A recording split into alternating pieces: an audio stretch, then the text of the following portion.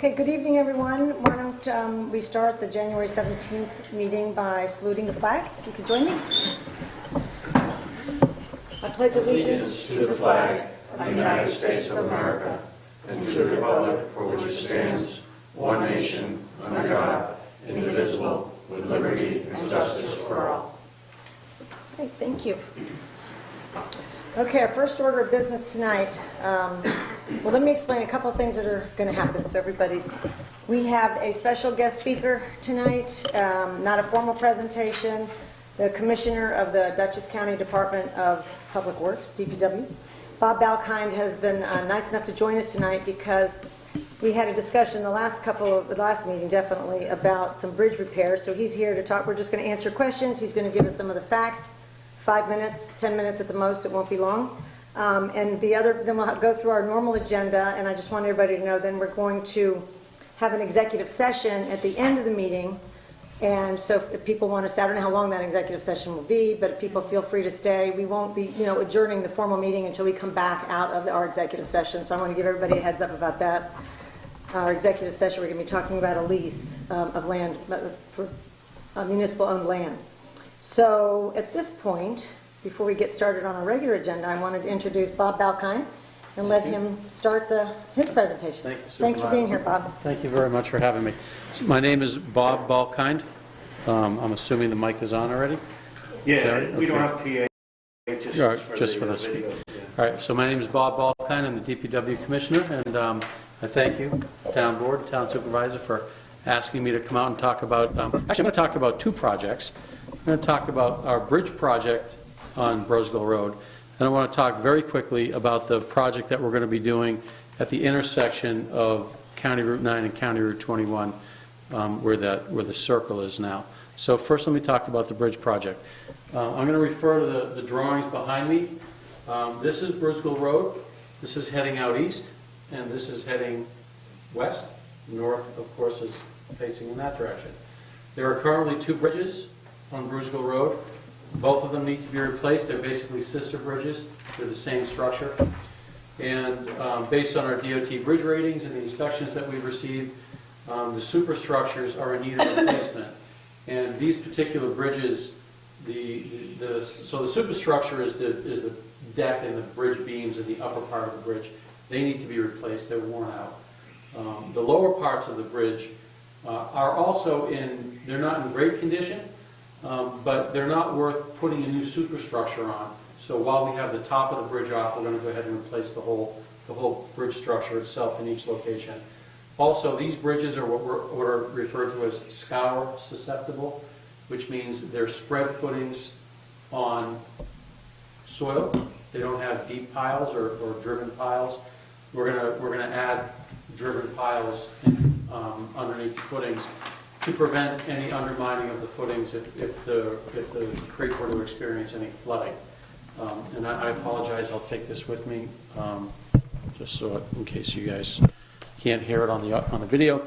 So that's the project, is to replace both of these bridges. The complexity is, of course, we're doing two bridges at the same time. There's a piece of road in between them, and there is no good way to take the bridges out of service and keep Brosgill Road open during the project, which means we're going to have to find some off-site detour. The off-site detour that we are contemplating and like to use is Shaughnessy, and we would sign Shaughnessy for folks who want to go north or south on County Route 9, that they would go down Shaughnessy and they would either take a left or a right. And for folks that are coming up County Route 9 and they want to go west, we would direct them before Shaughnessy. We would advise them to take the left up onto Shaughnessy and continue westward that way. For folks that are looking to go north or looking to go east on County Route 21, there really would be no detour for them. So that's the project. We think it's going to take in the order of really the whole summer. I mean, we're going to start probably in April. We have a stream restriction that requires that we can't be in the water due to trout from May 1st to September 30th. That's the only time we can be in the water. So before May 1st, we can't be in the water. After September 30th, we can't be in the water. So it's a lot of work to do in one construction season to replace 2 bridges. We suspect that the contractor is going to take one bridge out, replace it, and then do the other one. The reason being, if they took both bridges out at the same time, they would have no way to get back to the middle section and mobilize equipment for each of the inboard abutments. So we suspect, and we're probably going to dictate to the contractor that they've got to do one and then the other. Another reason for that is if for some reason one bridge took an unusually long amount of time, then they could put that bridge back together and the other bridge would still remain intact. So we could, if we had to, we could open up the road at the end of the season and do the second bridge next year. We don't want to do that. It's disruptive and it's annoying. We'd like to get the whole project done in one season. So that's the project in a nutshell. Each bridge will be very, very similar, almost identical. We're going to have 10-foot travel lanes, which we have now out on Bruceville Road. And we're going to be adding 3-foot shoulders across the bridge. And we're going to be adding those 3-foot shoulders all the way across the road between the bridges. So this section of road will have 3-foot shoulders, where most of Bruceville Road in this area really doesn't have much of any shoulder. We like to put the shoulders on while we do these projects. If we don't do it now, then we're not going to do it for the next 75 years, so we do want to do that now. Here's just a view, an elevation view of what the bridge is going to look like.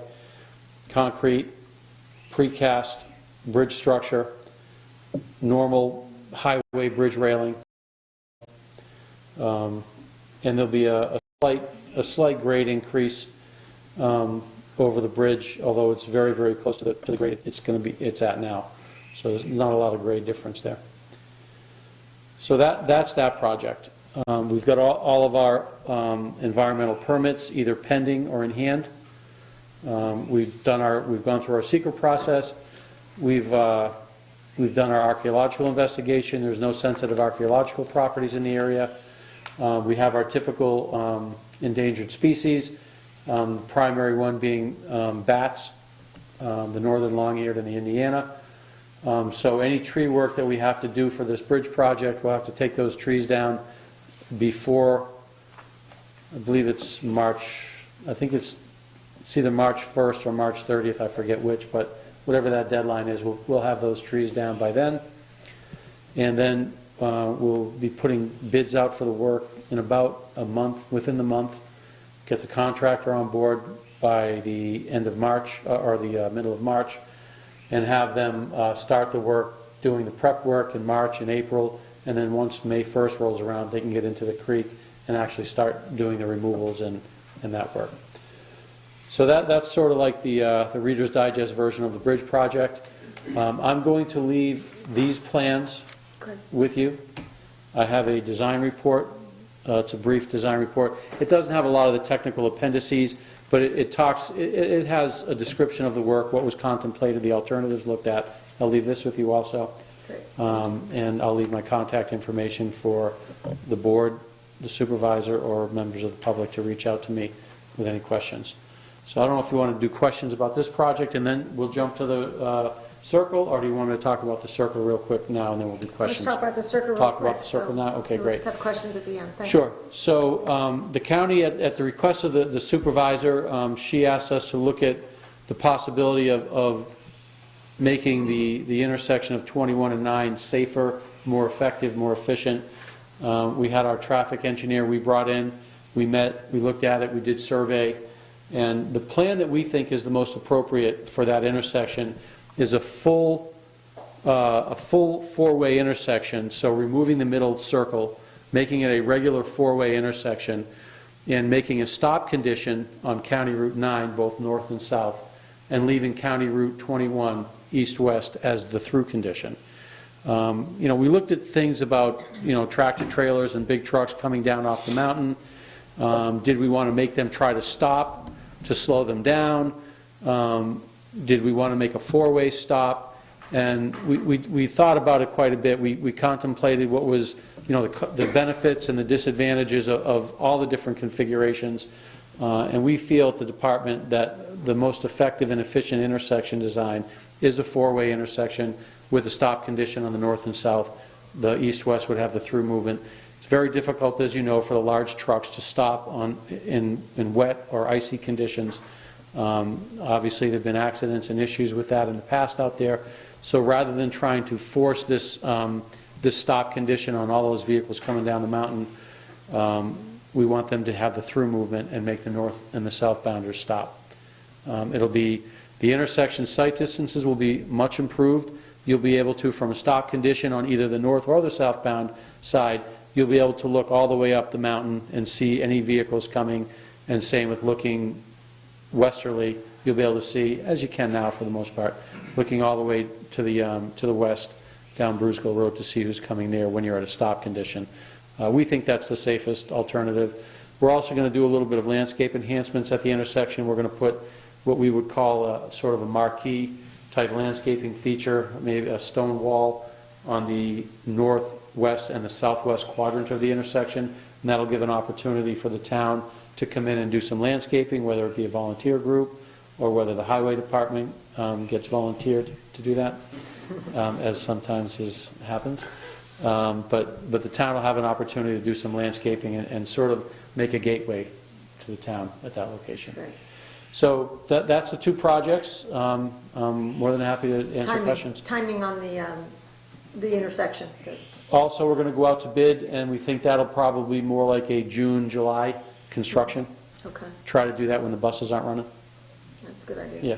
Okay. And as far as coordination between the two projects, we're not going to shut the intersection down in its entirety. While we do whatever work that needs to be done at the intersection, traffic will be flagged and controlled through the intersection, both directions throughout construction. So effectively, other than having to wait for a flagger on occasion, there'll really be no change in traffic at the intersection during construction. It's a pretty benign intersection improvement project, so we'll be able to move traffic through that intersection pretty easily while we're doing the work. Great. I know we have some comments, some questions. Yeah, I got a question. You hit on it actually in a way when we were talking about the traffic circle. Are there going to be any kind of warnings up for heavy trucks coming down off that hill when Brucegill Road is closed? Yeah, well, we have full detour signage going up the hill, up the mountain, for trucks who want to go continue west. They're going to be directed to go south on Route 9, County Route 9, and then up Shaughnessy to continue on their path westward. So there will be full signage in that direction. I'm just wondering about some of these trucks that might be coming out of Wingdale, especially these tractor trailers. Yeah, it'll be a lot of signage. It won't just be one little sign at the bottom of the mountain. There'll be signage all the way up the mountain. Hopefully the bigger trucks will be smart enough to go 55 That's Yeah. what I was hoping. Instead of taking Wingdale Yeah, and we'll reach out. I mean, Shaughnessy. Yeah, we'll do that reach out. That's what we do when we have known entities where there's a trucking outfit or the quarry or whatever. We reach out to them and say, hey, look, don't use County Route 9. Don't use Wingdale Mountain, or don't use Brucegill to get here. Just get on a 55 right out of the gate. Because I'm just worried about them coming down that hill and then trying to make that turn at the bottom of the hill. Yeah. Yep. Especially if it's wet. Yeah, well, it'll be signed. Regardless, though. They do that regardless, but it'll be signed, and we'll reach out. We'll do advanced reach out to them and have communication directly with them. I mean, we work with them on a regular basis anyway, so we communicate with them pretty regularly. Okay. Yep. Yes, sir. Are there going to be any weight limit signs put on Shaughnessy to minimize overweight trucks getting through there? Because there is a small bridge, and it is just a local town road that can't take a lot of heavy weight. Yeah. We haven't considered doing a weight limit on Shaughnessy. If there's a concern, you'd have to let us know that. Obviously, the detour around not using Shaughnessy is pretty extensive. I think it's like 7.5 miles around. So it's a pretty big time detour not using Shaughnessy. And I'll say, we can sign the detour. I mean, right now we plan to sign it using Shaughnessy. If the town, I mean, it's a town road, the town has authority to tell us no. Between the highway superintendent and the town supervisor, you have that authority. If you don't let us use the road, we'll sign the detour on County Route 9 and Route 55, and it'll be a bit of a reach for people to get back around, but if we have to, we will. But we can't prevent people from using Shaughnessy. Certainly people will drive up to the intersection, or drive up, I'm sorry, to the bridge site, not paying attention to all the detour signing we put up. And then they'll get up to the bridge location, and then they're going to turn right on Shaughnessy anyways. So we can sign anything we want, but the locals will use Shaughnessy, right? Everybody knows that's the easy way through. Legally, we can't stop them. Yeah, legally you can't prevent them. 55 and Whistler. Yep, it's the same idea, but we haven't contemplated a weight restriction on Shaughnessy at this time. I'd like to suggest that we suggest to the county that we put local traffic only on the Shaughnessy detour, because that length of detour that you mentioned would only be if you're trying to reach something directly on the other side of the construction. Otherwise, it really isn't a stretch if you're heading towards Poughkeepsie to go out to Beekman Road and 55 and Yeah. Poughkeepsie, Yeah, rather than going up over the 21. yep. So, yeah, local traffic only, I think, might Yeah. help in that respect. Minimize traffic on it. It's fine, I have the signs already. You do? Used for Whistler. Yep. Use something similar. Okay. Yeah, we can certainly incorporate that. So Mrs. Tillman, you have, My road. Hi, how are you? John's correct when he talks about that little bit of a culvert. Yeah. You can just see some big truck going through there. Yeah. 'Cause that's been in a long time. I know. Is there a condition situation with that structure that you know of? Take a look at Then it. they'll drown. 'cause I think it's old as she is. And we don't know how old that is. So what I can offer is that if you would like, we could have our engineers from the county go out, look at it, evaluate it, give you an opinion on what status, what state it's in, and then we can figure out if it's in a compromised state. Then if you let us use Shaughnessy, we can talk to you about what may be able to be done. If it's in a really compromised state, we'll probably opt not to use Shaughnessy at that point. So we'll investigate that. We'll report back to the That would be highway very superintendent. great. That'd be great, thank you. Okay, again, Yep. would it be, if it is decided to use Shaughnessy, would it be possible to put in temporary reduced speed limits? Absolutely. We used to have those. Yeah, we'll do that anyways. We'll sign it with the orange, the black and orange construction zone, work zone speed limit signs, because we'll consider it part of that, and we'll sign it. Like how far down can you go? My cats don't go real fast. Yeah. Wildlife jumps out. Yeah. I don't want them killed. Typically, we can go 10 miles below the posted speed limit. I believe it's posted 40. Is it It's not tough? posted. It's Shaughnessy to 30. I think I just drove it a couple times this evening, and I came off the County Route 9 side heading back up this way, and I think right when you get onto the road, I think there's a speed limit sign right there, and I thought it said 40. But keep pushing it though. I was Yeah. asking Richie. We can put it down. I mean, we can get it down to 30. I mean, if you want, we could probably push it down to 25. I don't think anybody's going to care. So we can do that. Put it down to 10, and you're still gonna do 50.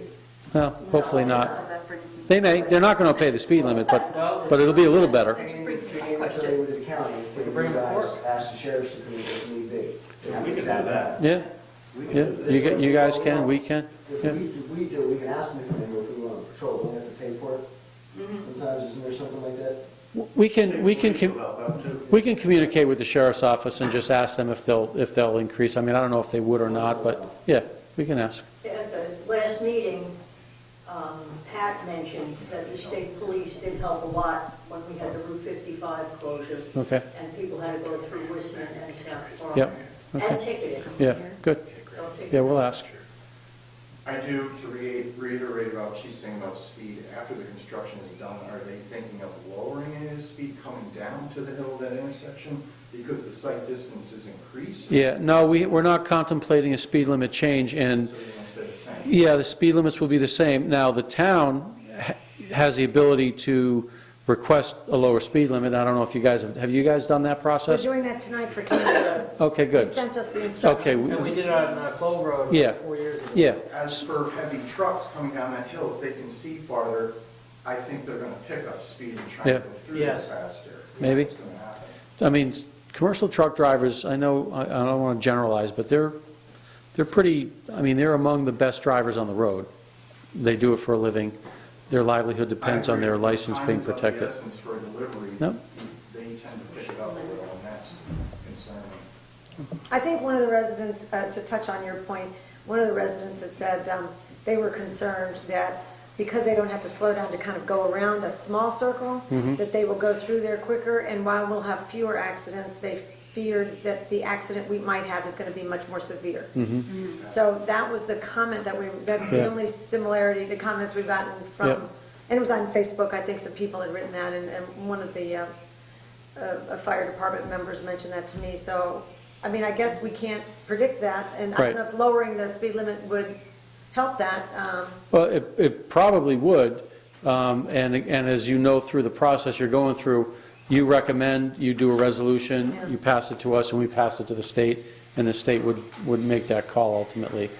So we, even on a county road, we don't have final say on the speed limits. So we'll talk about it when the circles, when the intersection is a true intersection. Yeah, yeah, yeah. And Yep. talk about it again. Yep. And with the intersection project, we'll have advanced signing, you know, in all four directions. I mean, we don't just do an intersection, we sign it based on the federal and state standards for signage. You know, it'll all be signed in advance the way a normal intersection should be. And there'll be a lot of, what we do is we put, I don't know if you've seen them around, but there's a little new panel, a little yellow new panel on new signage that goes on the top of the sign.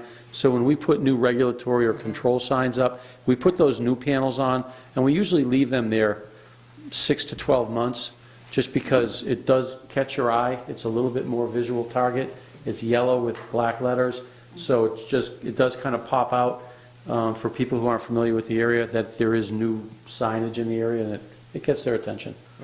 Yep. That's great. Could I ask maybe that you would put a sign on 55 that County Road 21 has, you know, a detour coming up to avoid that road? You put some kind of a warning?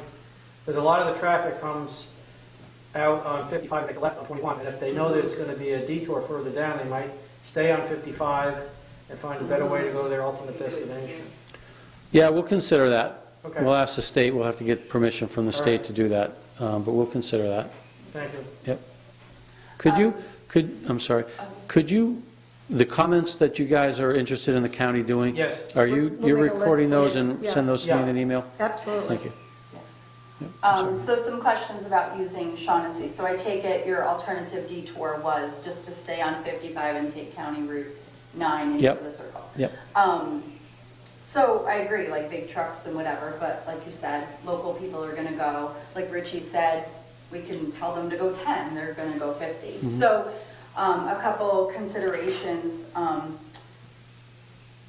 adding sheriff, but also temporary speed bumps. It's not a time of the year where we're plowing, and they're temporary, they can be pulled up. So would that be a consideration that the county? Could be, yep, do? yep.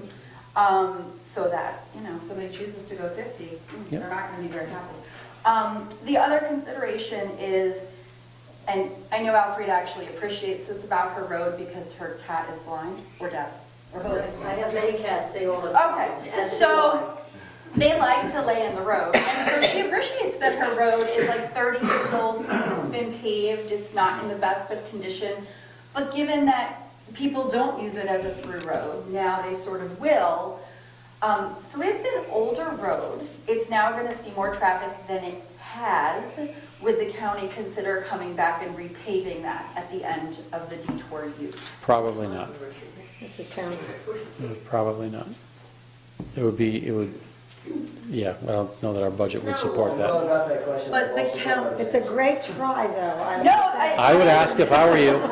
Doesn't hurt to ask. I would ask if I were you. Well, and you know who I am, right? I'm Joe I- Kelly's wife. Oh, no, I don't. So, I'm sorry. yeah, so we've met many times Okay. before. I So apologize. know that this is something Yep. the county does, which Yeah. is why I'm asking Yeah, you. yeah. So why, it's what, half a mile? Is it even? No, it's about a mile. The whole road, beginning to end, a mile? So why would the county not consider Just repaving? for a budget, road? it's just expensive. It's a lot of money in the project that we didn't account for. Right, but then, so the better detour would then be to put it on a state road that can handle trucks and traffic and are already in a better condition to start. I wouldn't say that's a better detour, it's better for Shaughnessy Road perhaps, maybe not better for the traveling public, but, yeah. Remember, again, we can sign the detour any way we want. The public is free to use Shaughnessy Road as they wish, and so. We're looking at $100,000 in blackout or more. Right, but yeah. once the county puts the detour, Yeah. it's not up to us. The county is choosing to use our town road. Well, we're Wear asking. and tear. We're not We're choosing, asking, but you're- we're asking. You're also going to do some research on the culvert. Yeah. And come back to us Yeah, with yeah. a report. So we'll take Yeah. this up again. Yeah, yeah. When we get your report, which Yep. we appreciate you taking a look at that. Sure. He's saving us our engineering costs. We might have to send our own engineer over there, so thank you for that. Yeah. Anybody else have any questions? Have any more? No? All right, so we'll gather those up, send you an email, and then Please. we'll appreciate getting your report back, okay? Yeah, yeah, that's great. We'll get the engineers out there, as soon as we can get them out there, so we don't get snowed in on it. Right. Thank you very much. Thanks for Appreciate coming it. by. Yeah, thanks for your Tomorrow morning. Yeah, I was gonna say, Better do it tomorrow morning. Appreciate your coming, Bob. Thank you so much. Okay. Well, that was enlightening, and we will be talking about it again. So, more to cover and more notes, and it'll be good to get their report. I'm going to just go through, we've got a lot to cover tonight, even though it's not our longest. Oh, great, okay, thank you. We'll put them out for everybody. Karina, do you mind passing those down? I'll just leave one or two up here. Oh, the opposite. Sorry. Thank you. Okay. Next on our agenda is Town Supervisor's Should we Report. approve the minutes first? Oh, we didn't do that. Okay, usually Karina keeps me online. Thank you. All right, we have a motion. I figured we were being All respectful. right, I'd like to make a motion to approve the minutes of December 13th. I'll second it. All approved? Aye. Motion carries. The minutes have been approved from the December 13th meeting, not the January 3rd, so we'll do that next time. I'm going to pass out the supervisor's cash flow report, and which is what I will do next. And there's extras if anybody wants to Did you look get at this. No, there's plenty. Maybe you don't need them. You're good? Okay, so let me go through, sorry. Thank you. From I just got it. So I did the monthly cash flow report every month in 2018, and we're doing it for, finishing it up to share tonight with the board.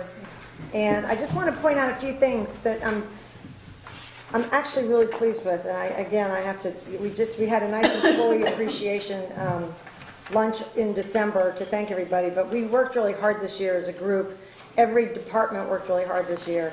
And I'm just looking at the finals. There's a few stories you can get out of this, and one is that on a performance basis, the town versus, our revenues and our expenses versus budget, we looked really good. We ended up the year at 113% of our budget and at 85% of our expenses, because we tried very hard to save money because we have so many infrastructure projects kind of lining up and things going on.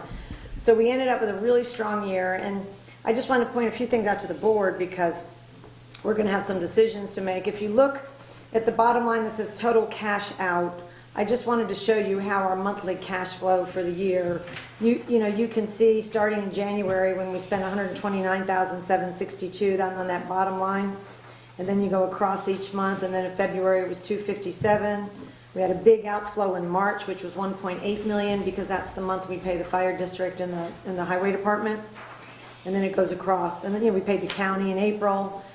But we have very big labor costs during the summer when our camps and the recreation departments are in full swing.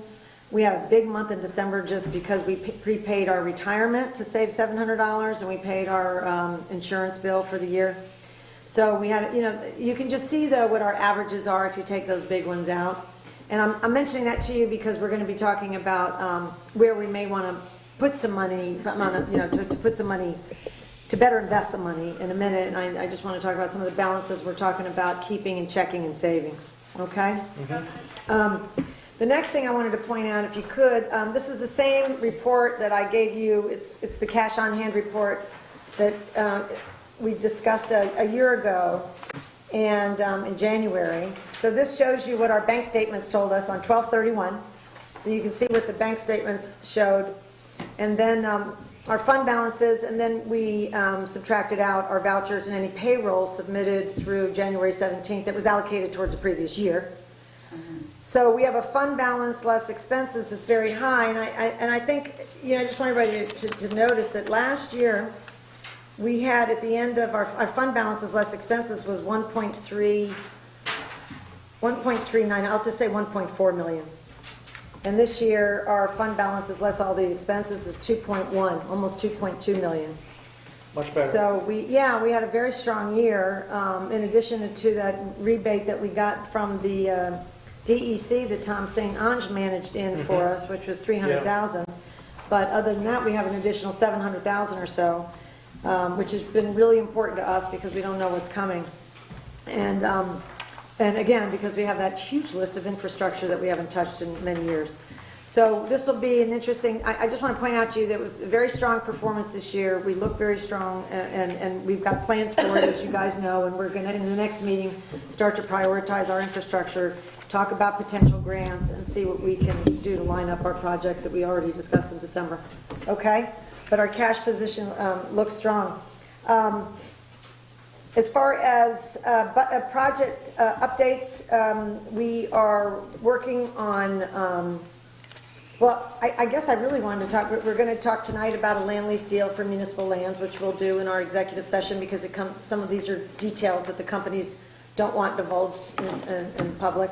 So that would be a nice boon for us because we would have another influx of cash if that works out, if it actually gets built. I also wanted to give you an update. I mean, those are the kinds of projects that we're all working on. Individual board members will report on others, but we have been complaining about the workers' comp, and we switched over in January to Comp Alliance, and I wanted to let everybody know that we've already had our first training session with Comp Alliance, who came in to the finance department to talk about how we interact with them. They've already sent their first safety bulletin that we're going to post around, and then we're going to talk about training classes. So it's like night and day, as far as that big project was concerned. And we'll hold tight until March, because that's another bill that we have yet to realize or hear from, is what they felt, the county felt that our liabilities were. So that's another arm wrestle we will take up as soon as we get that notice. So, but things look really good, and I'm pleased with the way the year ended up, and I'm pleased with all the hard work on behalf of the employees. And so now comes the planning, which we'll talk about a little bit later. And that's about what I wanted to cover tonight. Was mostly a good cash flow, good year. Thank you very, very much, everybody. Now I'm going to turn it over to Councilman Welsh. Do you have a board report that you'd like to share? Not at this time. Okay, Councilman Frazier. Let me just mention one thing to the public, though. Stamps are going up on the 27th, 6%, so buy ahead if you can, those forever stamps. Yep. Just a little reminder. No offense to postal. No offense, man. I've still got forever stamps from quite a while ago. I don't have anything this meeting. I Okay, don't have Councilman. anything right now. It's early in the year. Early in the year. Yeah. We'll be busy next month. Councilwoman Kelly. I have some for now and some for a little bit later in the meeting.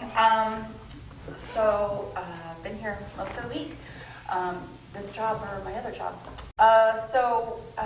Working with the seniors, really enjoying the senior citizens and working with them. We are starting this year what we're calling a senior fair is our name for it. It will be held with our current seniors. We're going to invite all the seniors of Dutchess County, working with Jennifer, our new events planner, and we met with 2 of the seniors yesterday to really plan out what it would look like. Hopefully they meet tomorrow, if not, next Friday. They're probably not going to meet due to the weather coming tomorrow, but to really see what that would look like. So on May 10th is our date as of right now. It's a Friday that they would normally meet. So there's a couple things going into it. I think it'll really be an exciting time. We're looking to grow that group, so we're looking at putting out flyers that will probably go through our communication group that meets on Tuesdays. So we were also able to meet about different resources and things that we were able to find out about, and some that I'll talk a little later in the meeting, it's on the agenda, that Betsy was able to sort of put a bee in someone's bonnet, and they got back to us. And moving forward, you know, it'll be a great thing for our town and especially for our seniors, but anyone even moving into that direction, because everyone thinks, well, I won't need this, but you may be that person who needs things one day. So we'll talk about that later. Yeah, that's great. So just real quick, that senior fair, what are a couple of the things that we might have there? I'm sure you were brainstorming. I'm just curious, is it Our brainstorm. everything's geared for that seniors would like? Yes. But even, I mean, some people in the community may want to come if they are caring for a senior. Oh, that's a good idea. So, for instance, the event planner and I both have experience, her with her grandmother and me with my mother and my parents when my dad was alive, but they're not here, so it's a little different from this area. But some brainstorming ideas we had is somebody to come in and explain bills. Sometimes you just like get these bills and you have no idea these, 5 different things they want to charge you for.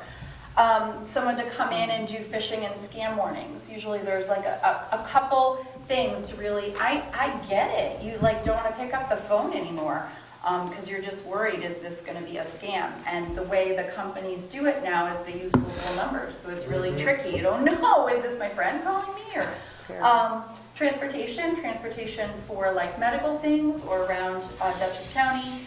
We were thinking of tying in our Historic Society group, because we're really looking at building both of those groups, and these are probably a lot of overlap people.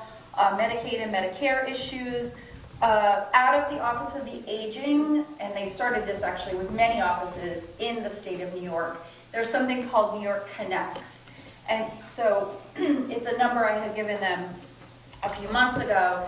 And what New York Connects is basically a clearinghouse. You'll get someone on the phone at the Office of the Aging in Dutchess County and say, I really need this.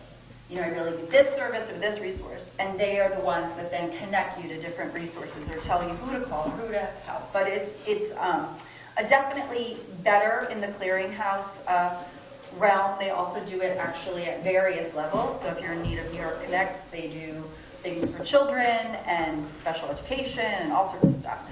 Like a tech help table, because some people do have a phone, even have a smartphone, but they don't know what to do with it, or they have a tablet and somebody gave it to them for Christmas, but they're like, look at this, I'm going to do this. So just somebody that can teach them, simple things. We're going to hold it for about 4 hours. It'll be 10 a.m. to 2 p.m. on the 10th, so that they don't have to go to every table, and they can spend, if they need 20 minutes of tech help, they can spend it there. Someone maybe to discuss long-term care, estate planning, wills, things like that.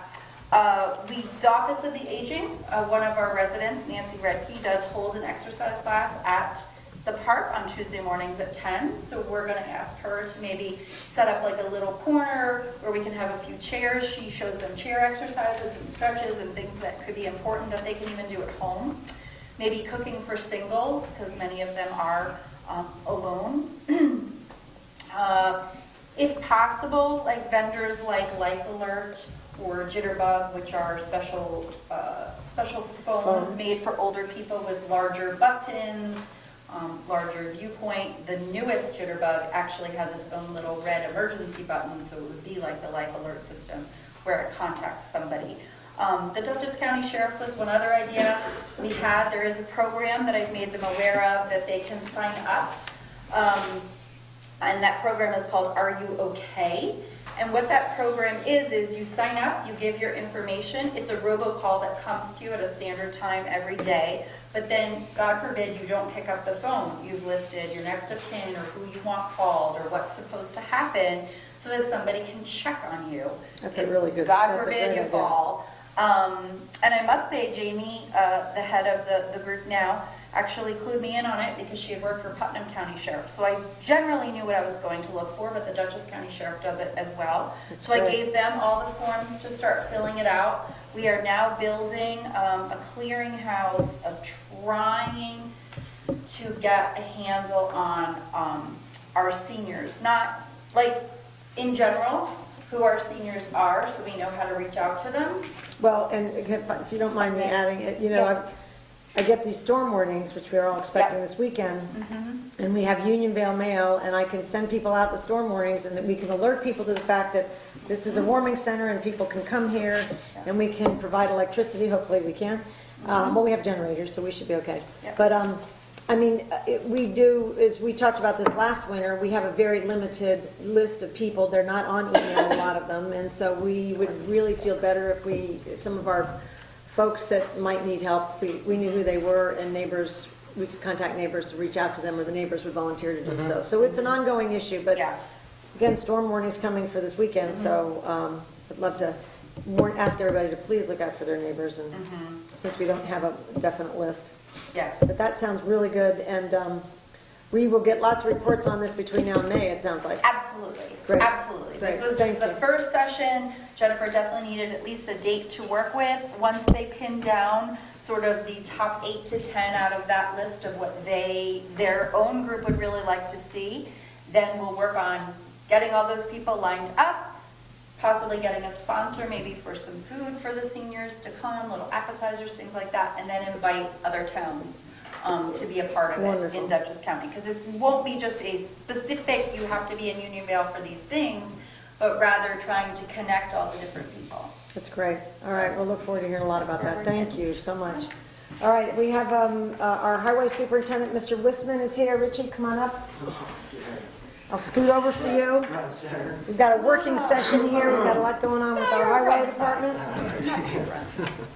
So on the agenda for you tonight, we have you listed starting this way, going across if you want to cover everything. Thank you. Future plans, put together a little 5-year plan with Betsy the other day, and John, we're still talking. Does every town, now every, We tried to go by. tell everybody it's going to be put on the website, they can see it later. It will be put on the website, they can see it later. Thank you. I forget about the website. All right. We went by the ratings that the county had did a couple of years, was it 2 years ago, I think? And that's how I came up with the 3 rows I'm gonna try to do this coming year. You know, from, June of 17, they did it. Yeah. June 17th. There's a couple that were marked a little low. There's a couple that are marked low and have their half dirt still. So, but the ones we want to do next year, on the 284, put a Robinwood, Bloomer, and Timewell Park Road. That's the worst, I know. The Robinwood is by far the worst. Yeah, after It needs to be Robinwood. done. The Bloomer's right there, that needs to be done. And Timewell Park Road, being Park, that needs to be done. Walsh Road, I thought was pretty good shape. Yeah, I don't. It's not that long ago There's you a did section it. there by the, where it goes through the stone cut, Yeah, has some trouble, that's about it. that's about it. I don't That know was why we a- got a 58 on that one. But So do you want to go that's through not- That's each? not happening. Can you go through each of the years, just so for people out there to hear when they're kind of due, and then you're going to This make will be put on adjustments? the website, won't it? Yes. Yeah, okay, good. Well, okay, but some people will want to know tonight. Well, In 2020, did you, 2020, we've got Jordan Court down, Clap Hill, I mean, hold on, I'll go back to it. Old Canby, we'll see, that's another one. That's such a low rating because the other half of it's dirt.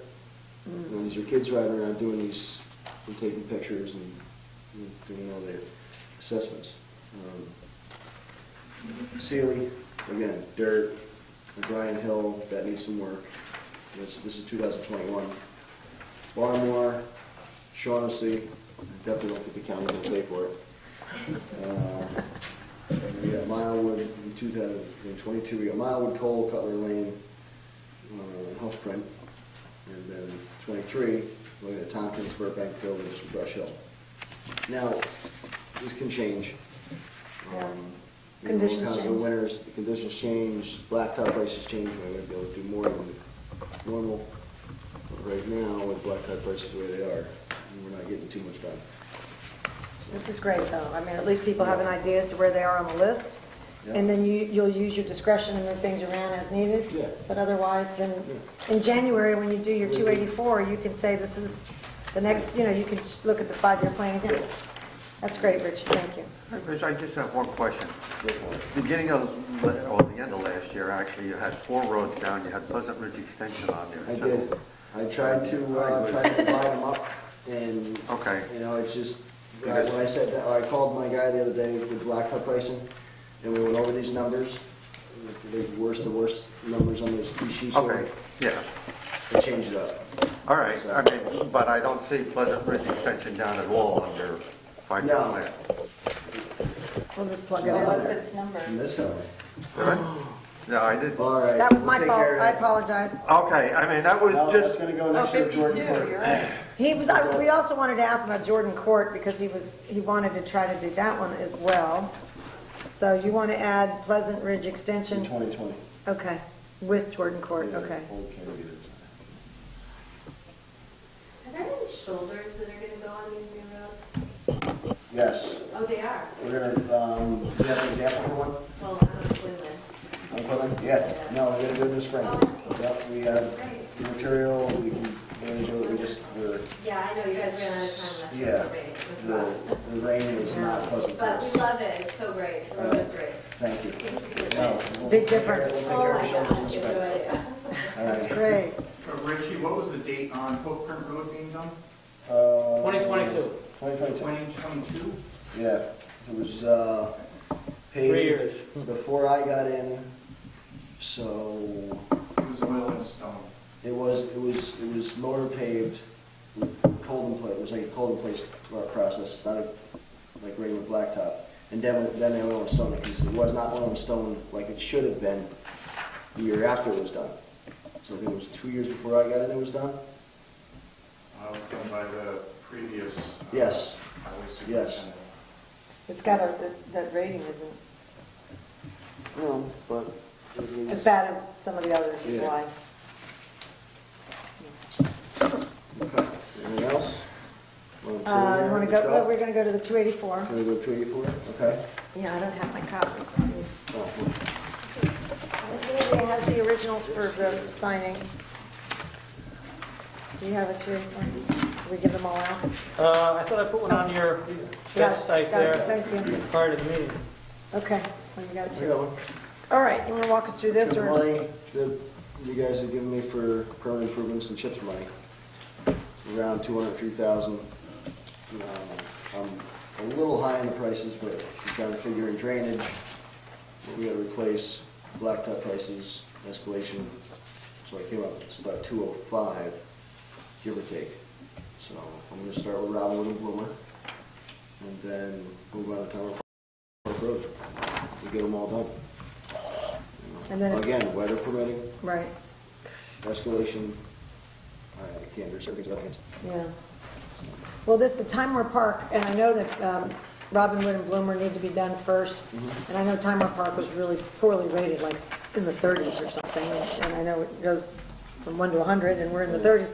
But I think what's interesting is we committed to the county to do the second part of that parking lot, phase 2. Yep. And if we can get we'll get phase 2, just, looked at and we revisit what we had talked about, and then Richie can come in afterwards, that would be perfect. Yes. But we need the phase 2 done first, because you're helping us reroute that water, which we really appreciate. It's not a problem. That's gonna be a good project, and it'll look really terrific down there afterwards.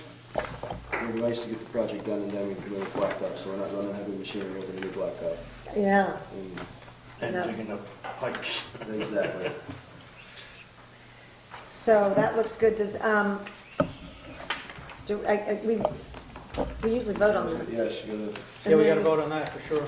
Okay. Motion and- Well, I still need to have some discussion, so I am Go right ahead. confused regarding the budget and chips. Okay. So in the budget, like actual budget pages, it said our chips were, for 2019, adopted 113,825. but then when I go to a summary that Betsy had put together, it says that our adopted is 142,000. So which is it? Because that's very different. Well, hang on, I don't have those pages. What are you looking at? So in this one that you handed us, that CHIPS Oh, fund you added says the 140. 16. That's preliminary. Oh, Oh, it's the same no, it as says adopted. Oh, I'm sorry, in the yellow is the same as the last one. Okay. And then, but on the actual budget pages, it says adopted 113 I used the 16,000. that was left over. Yeah. Already. And plus, we're getting a check back soon for 273. 272,000. Right, but without the check in the budget, we can't pass anything more than is in your budget. So, Like without a check in hand, we can't count it, we don't have a check in hand. We can approve enough to cover your budget and then come back to the table with like the third road or something that wouldn't be covered, hold on a minute. right? The town board doesn't have the authority to go over our own budget. How much was your total, Richie? 205. The We got 100 million. the total of the 284s is 305. Where's? Yeah, 305. 305,000, 305,000 of these three together, the roads. So we have in your budget here, yeah, maybe I 305. batted it up wrong. We have contractual of 302. And this is 305. We have 298, and then we have 66 in machinery and snow removal. Where's 510, 512? 5112.4 is 302. We're only 3,000 short. Oh, yeah. That's all. Yeah, it's just a, it was an addition. 205, it's 305. Mm-hmm. Yeah, okay.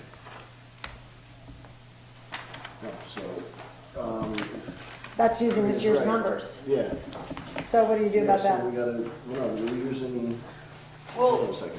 no, you're using numbers that you're getting reimbursed from a previous year. Yeah, Because so the 142,000 you're saying is adding in from a previous year, we're 16. A little over. but we can't add that in until we have it in hand. Well, we have, Or okay, the paperwork that says we're gonna get it. we have 302, you're saying that we don't, the We have a 302, commitment from the state. Yeah. we have Yes, 302,000. we had a commitment actually when Tom took forever to get that money too. Oh, but CHIPS, no, CHIPS is a little different than the DEC. Theoretically, but we don't have the money. But wait a minute, let me just It ask would the be question. poor It's practice. 302, it shows 302 in here. You know what? I'm not gonna sit here and argue. At least get the two roads on the 284. Yeah, we'll do the Tomer Road, Tomer Park Road later on, because we get to the parking lot. Yeah. It's that easy. Right, do the front of it or something. Do what we have the money for when the other money's in. We know we have a new amount and we're not going over budget. Well, And like me I said, just we get see- this paperwork. That one's 70, that's, That's how we've done it in the past. We've always had the CHIPS form come in, and it says, what we're getting, what's it start? When I get the new form in, I'll give it to you guys. right. It shows what we're gonna get. So Well- it's a guarantee in writing from them. This added up is, I think, what we're gonna get. What The we're bottom. going to get, but for Right. this coming year, we're gonna get more. They lose, They roll it over, well, they roll over, they start a new one. yeah. Yeah, you So don't you even get have it, because 100. you're gonna spend it all. Yeah. I don't, I mean, you had Why don't we just 302. approve the Just two roads? definitely approve the two, and we can I'd like to approve make the a third motion, we later. approve Robinwood at 65,000, Bloomer at 170,000, and at a later date, we'll address Tomer Park Road. Yeah, we can do that next month, because that money All right. might be I'll here. second that. Yeah, not a big deal. Perfect. I think that works well. Okay, all approved? Aye. Aye. All in favor, rather? There That's was fine. unanimous, I'm an aye. I live on Golden Road, so I'm good. Hey. Yeah, exactly. 1994. Okay. I just, Come back to it. yeah, no, I don't know why we can't transfer the money from somewhere else. Okay, this is yours. New truck. New truck specs. Now, we passed those specs out last month, and I might have a copy of them here. Andrea had done this, had done the voucher. Well, we did a voucher. But it's unsigned, so I'm gonna give it to Richie now. Yeah, that's the official one. Yeah. And that's the Well, official. I'm not signing it. But before you sign, That's what I mean, that's why I gave it to you. hold on, I think That's why we didn't Steve was going to help us introduce this. The one, if you don't mind, we put this from the bid document here.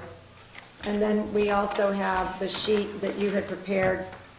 Could you walk us, just, give us the top line or what you think is the most important? Because I already know you and Richie are on the same page, and Richie likes the truck model. Yeah, it's a Class 5 chassis, which is good up to 19,500 pounds. And it's going to have what we call a utility body on the back. It's a bunch of compartments that you can store tools in. And basically, will be a workshop on wheels, so that, you can go around, repair both equipment, trucks, and highway projects. Guardrails, catch basins, Cranes, any number of catch things. basins. Yeah. With that truck, without having to return back to the shop to get tools. Yeah. Or a loader, take the loader every time we go somewhere in the back. With the quote that we got is through the New York State OGS system and meets our procurement policy requirements. I don't think you're going to see a better price on that. It's typically 30%. And the total is 68,722, 778.12. 779 we're rolling that, okay. Yeah. And that's with Robert Green. All right, I got a question on it. You had talked about having it also used as a plow and sander truck. If you're gonna have that utility, I don't, No, I can't get a sander there. that's what I thought, you can't. No. Actually, you can. You can, but I wouldn't It's recommend it. about another Oh, we need it. $6,000. No. Yeah. It'll rot Do you out want the that? utility body in a short time. Richie isn't looking for that. Oh, so you're not, There's no sander included with that. He said just no, plow. I didn't say included, but I thought that was the intent for this next truck to also I have thought it sander. was. No, I was thinking of putting a sander in my truck I got now, truck 1. Oh, I changed it up, all right, but I don't recall that. okay. If I did say that, no, I don't know. That wasn't in the bid specs, or? No, but I had heard that was the intent down the road, was to get a sander for it Right, and have it a multi-use vehicle. right, okay. All right. that So clarifies it. just clarify for us, Steve, if you don't mind, maybe you could even put it in a motion and tell us exactly what it is. Well, I'll make the motion that we agree to purchase the truck that we put out to bid through the New York State OGS procurement system. And it is a Class 5 Dodge chassis, be equipped with the utility body and a snowplow, and list of specifications that's available on request.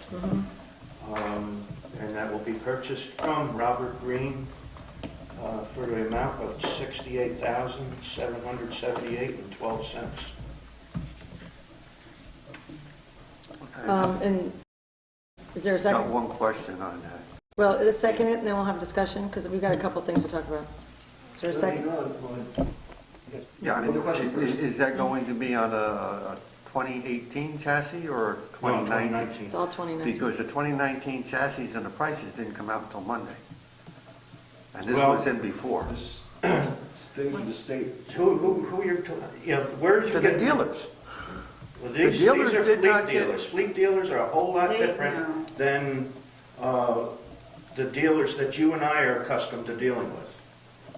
The guy, what they respond to, they work with the factories. They're allotted special pricing for municipalities that is not available to the general public. All right.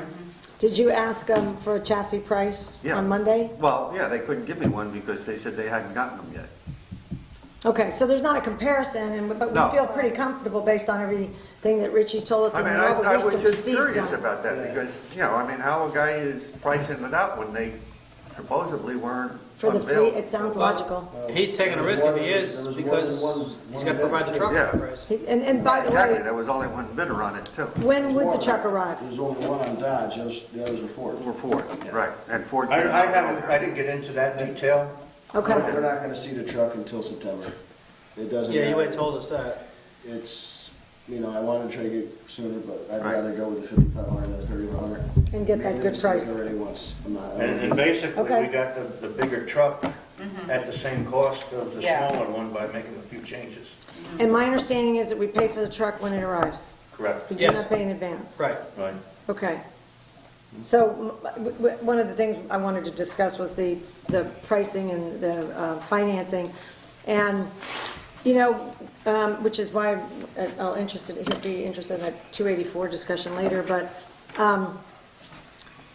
was thinking that we have unallocated, unassigned fund balance in the highway, which is 74,109. And we have that, and we could always allocate that to the purchase of the truck, and we've got months to do it.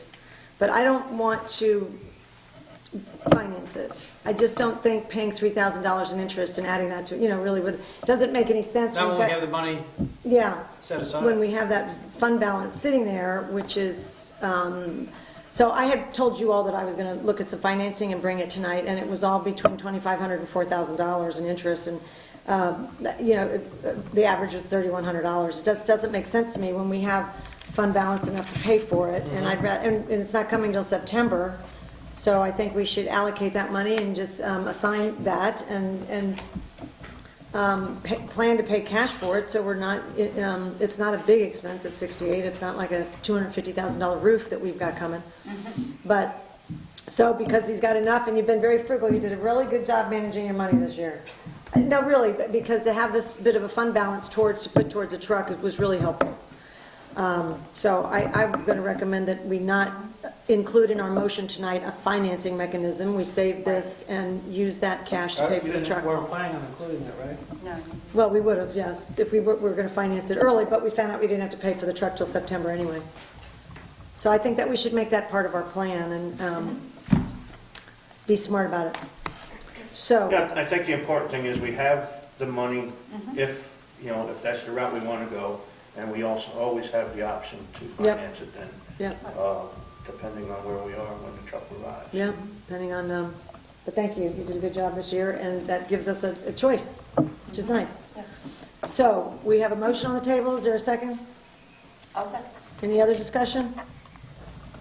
All in favor of buying the truck, as mentioned? Aye. Aye. Aye. Any opposed? Okay, motion carries. Thank you. Send it back down here, Steve, I'll sign it. Okay, we'll pass that around the table. Well, is there any point in us signing it till the truck Yeah, I don't comes in? think we would sign it until the truck arrives. Right, you have to sign it, but when the truck Yeah. comes in, we'll sign it. Okay, That's when you pay it, so. okay. This is my first fleet experience. This is Okay. exciting. We were talking about it, but. Yeah. Okay. Next on our agenda. Oh, When you get a chance, this is a discussion. email me a copy of it. Don't go anywhere yet. This is the discussion about our road. Okay, I just want to have a quick discussion. We were invited to become part of the steering committee. Bob Lacola from Fishkill, town supervisor, has a small consortium of towns that have started on this local highway data project. And basically, if the town participates in this local highway data project, I think they want Richie and I to come to a meeting next Tuesday if we choose to do it. But I think what happens is that we get handed an iPad, and that whatever Richie purchases is done through the iPad, whatever culverts are fixed is done through the, in other words, where they keep paper logs that sit on a shelf somewhere now Yeah. will be converted. And I think we get this iPad for free. Don't quote me until after Tuesday. I'll let you know for sure. But the idea is that instead of having manual logs, everything is contained on a database.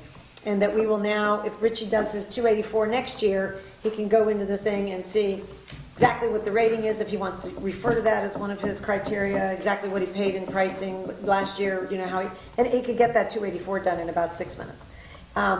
So things like that, it's going to be a nice collector of information, so we can add information to it, so that we have some depth, and then going forward, if we were to use this, because if this project works, everybody in the county is going to be using it.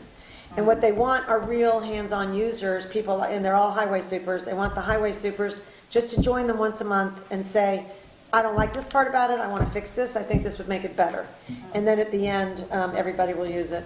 So it's a commitment, and I know a lot of, not you, Richie, but some highway people are technology averse.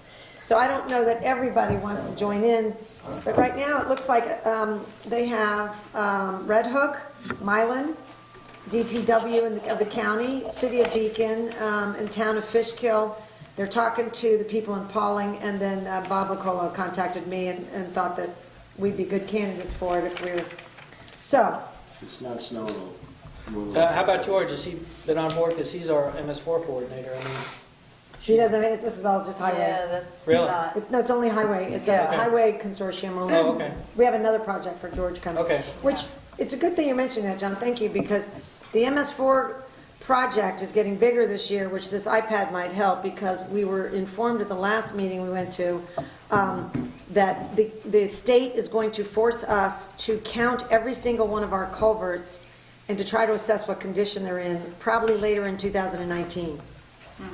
So they said they're hinting and they're telling us probably, but they want it. They're going to come out with some law or something that we have to enforce by the end of 2019, which is going to be added to the burden. And Brian came by today, your deputy highway super, and I said, by the way, how many culverts do you think we have? And he said, a lot.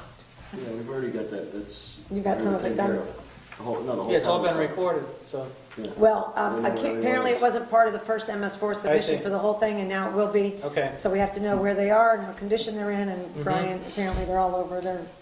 Some are bad. I guess we have a big expense coming down. You know, as you go, you do them every spring, don't you? What? Some of the culverts that you're getting ready to pave on those roads Yeah, are yeah, fixed. no, if there's a metal pipe in the road, we take it out. We're not paving over metal pipes anymore. That's And good. how long do they normally last on average? Metal pipe, Yeah, 25 years maybe. okay, You know, all counts to the winters, the salt. yeah. You know, we've got some piled in. And how abrasive the stuff is running through it. Yeah, exactly, Yeah. exactly. So we do have some jobs there. I don't know if this database will help, but it might. Right, we'll look into it. So if it's not snowing, we're on for Tuesday? Okay. So why don't we go and hear about it and then report back to you next month? And let Sounds you know good. if Mr. Wisman's decided to join the group. Good night. Wait, isn't there something about auction? Oh, yeah, your Yeah, surplus. surplus, 2 vehicles. Yes. Yeah, we good, have 2 thank you. vehicles. Thank you. See, I'm keeping you on task, Yeah, I'm looking. I love it, thank you very much. The old International? Yeah, the International L8000 Ford, it's time. They gotta Sorry go. to see that one go. Yeah, I'm a fan of those old. I The know, 95? yeah. All right, I'll You make can a, bid it. I'll make a motion, we surplus those Actually, 2 probably vehicles as you have outlined. I'll second it. Does it mean we get money in? Yeah. Yeah, we I'll auction second them. it. If they sell. If they sell, I'll second it. You're not gonna pave a road with it, but you're gonna get some. All right. Right. All in favor of surplus auctioning those 2 vehicles? Aye. Aye. Any opposed? No, motion carries. Wonderful. Good luck with Thanks, that. Karina. I'm going. I'm going. Good night. You're gone. Thank you, Richie. Have a good night. Okay. Town clerk's report, We are just working hard on the sampling center passes, so, which we're going to talk about today. yes. That's wonderful. I just want to say about our town clerk, she does sell everybody that comes to that window and tries to get them to buy a recycling center pass. So she's doing Get her, our numbers up for, the, yeah. she's doing her part for the town and for the recycling center. Thank you very much, Andrea. She's fielding a lot of phone calls about the tax bills. They're all out, everyone should have Yeah, gotten that's them. right, we should mention that. They were mailed out on Monday, so if you haven't gotten them by Friday, give us a call and we can definitely mail you a duplicate copy, or they are available on the website by just clicking the 2019 property information tag. Great. That's good. And we've had it's actually a fun season here when everybody comes in to pay their tax bills, because it's quiet for half the year, and then the first half of the year, everybody comes in and they're very chatty and go around, so it's actually kind of nice for us. Thank you, Andrea. So next up, we have our departmental reports. Oh, no, I'm sorry, public comments on agenda items. I think we have a visitor here from Quinlan Road who might want to talk about agenda items. Do you want to go first, Rachel? Sure. If you do you mind coming up to the microphone so they can hear you on tape? More so the video picks you up. Thank you. Can I take it off and sit? Sure. Yeah. We A can have little more we can- comfortable. I called the town last week or the week before, concerned about all the trash on the side of the roads. I go up and down Wingdale Mountain Road every day, and Pleasant Ridge, and Clove Road, and it just seems recently it's gotten pretty disgusting. And so I wanted to know if there was anything we could do about it. I'm happy to get out there and pick up trash. I wanted some safety cones or signage or something. But some other things we talked about were litter signs that you see around. There's none in the area that I've noticed. Do not litter. Do not litter, $500 fines. There's one at every town border with another town. Uh-huh. They're green and white, $500 fine. $500 Is fine, there yeah. any reason we can't install more? I don't think the problem is, people know it's illegal to litter, it's just people don't care. That's the problem. It's catching them and enforcing it, so the police have to be there. You can't even report somebody. And I've caught somebody and reported to police, and You can't do it. nothing really So we're happened. just going to give up? Because it's a No. violation, they No. have to No, I was witness it. trying to. Yeah, and I did witness it. So is there Yeah. any data I mean, that you did, suggests but that they those didn't. signs aren't effective? I don't know that there's ever been a study done because. I we don't know that we've ever had a citation given for. I'm not aware of it. Are- Yeah, in West Clove Mountain where they Actually- throw couches and occasionally Actually, There has been citations? yes. there has, yes. if they We have had- actually we've had- catch We them. have had citations issued for littering. In fact, some of our constables have in the past, but we've also had them, we've even had a state trooper give a guy a littering ticket for throwing a cigarette butt out the window during the dry It's, season. it's litter. It's It is litter. litter, Yeah. that's Doesn't awesome. biodegrade. Nothing is allowed out the window. And, but they didn't write it on, they wrote it on the state ticket, which isn't as much as, Well, at least it was a ticket. right. But yes, they, you know. So the town ordinance is a lot worse, you're saying? The but we town don't- ordinance is a lot We worse. can't really enforce it. Our constables could write a Well, they ticket, but have again, to they have to witness sue it. them. Yeah, we can Yeah, enforce it it's under certain hard. circumstances. But it has to be witnessed. Yeah. So, But we'd love to hear more of your ideas. Well, I mean, the signs are my ideas. Perhaps we could organize more town cleanups. Maybe we could put something on the marquee out there to Well, every remind April, we people. usually recommend I know. people do that. We provide And it orange seems like a bags. big success. Yeah. Yeah. It just doesn't seem frequent enough. And certain to me. roads are already assigned to various organizations to do that. Local church has County Route 9. maybe we should And do that how more often do often. they, yeah. I don't know how often they do it, but there's a sign up that they do it. I think they do it once a year. This time of year, you notice it more too, because the leaves are Yeah, off all that's Yeah. true. That's all you can look at. Yeah, so. And it'll be covered with snow soon, till April. Spring usually, you know. Spring is very Tom barren. does When a the snow I- melts, organized I have an effort. idea, Rachel. Yes. So we're trying to recruit members for our CAC, What's which is our CAC? Conservation Advisory Council. Oh, excellent. And it's good, we've got a couple of interesting jobs that we were hoping that we could ask them to assist us with. And one Yeah. is enhancing our recycling center, so the next generation will come and buy permits and that sort of thing. But maybe you would be interested in joining the CAC, and you could help us organize a better litter prevention program. Sure, I would love to do Why that. don't you join? We've only got 2 new people that volunteered at the last meeting. You could be our third. We still need more. And then we, as Maybe I the can group round gets up some together, people. that would be a great thing to brainstorm with them. But one thing that you said to me that I thought was really, I hadn't really noticed before, but Tom is certainly aware of it, and he's aware of more, but that sometimes you saw big garbage trucks that picked up the trash, were driving up and down the mountain with nothing covered, and the trash was falling off of these big trash trucks. Yeah. Which made me think I said it's a great endorsement for people using our recycling center, because then trash trucks aren't coming to your neighborhood to pick the trash up. So that's why Tom St. Ange, it's not the only reason, but Tom St. Ange is here, and he's going to be our first departmental report to talk about that. But if you need to give us your name, well, I know your name, but please announce it so we can it'll go into the minutes, and then we'll contact you, I have your Okay. number, and Great. with the other group, and we'll get together and go. Yes, So, excellent. My legal name is Rachel von Wetberg. and we have your phone number. Yep. And You Aaron can Quinn might- refer to me as Peterson, though, it's a lot easier. But we would love it if you could join, and maybe if you could spearhead that for us, all your Yeah, ideas, I mean, you I'm come back happy to and do what I can. that and would be wonderful. Get out there and pick up trash. That'd be great. And maybe we do the more often, these events that we're having, Yeah. but we'd love to hear. And the will feedback. you look into the signs, or Yeah. is that yeah, okay. Well, we have a whole signage discussion coming Right. with our planning board, who's going to be analyzing all of our signs. So it'll be a slow-moving train, but Sure. it's a moving train. It's just, I mean, it Yeah. can't hurt. I know it's probably expensive, but One perhaps other it thing could. about the trucks, the big trucks that you say, you see the garbage flowing out Yeah. of, what have you. If you see that, you let You have us to- know, because there is it's actually a state law that it has to be. Oh, yeah, but unfortunately, some of our local people are also guilty because people go in a recycling center at. Yeah, on that occasion. Betsy mentioned that to me, yeah. People don't secure the roads. and- County Road 21 is Yeah. notorious for receiving unwanted litter, boxes, recyclable materials. You know it came out of somebody's truck. Yeah. the way that the- People don't even realize it. Right. They don't secure it. They go 50 miles an hour, 55 miles an hour, and it's not in there when they get People there. need to be reminded. So that's another thing you can Gently, take out. kindly. Yeah, no, that'd be great. How do you remind them?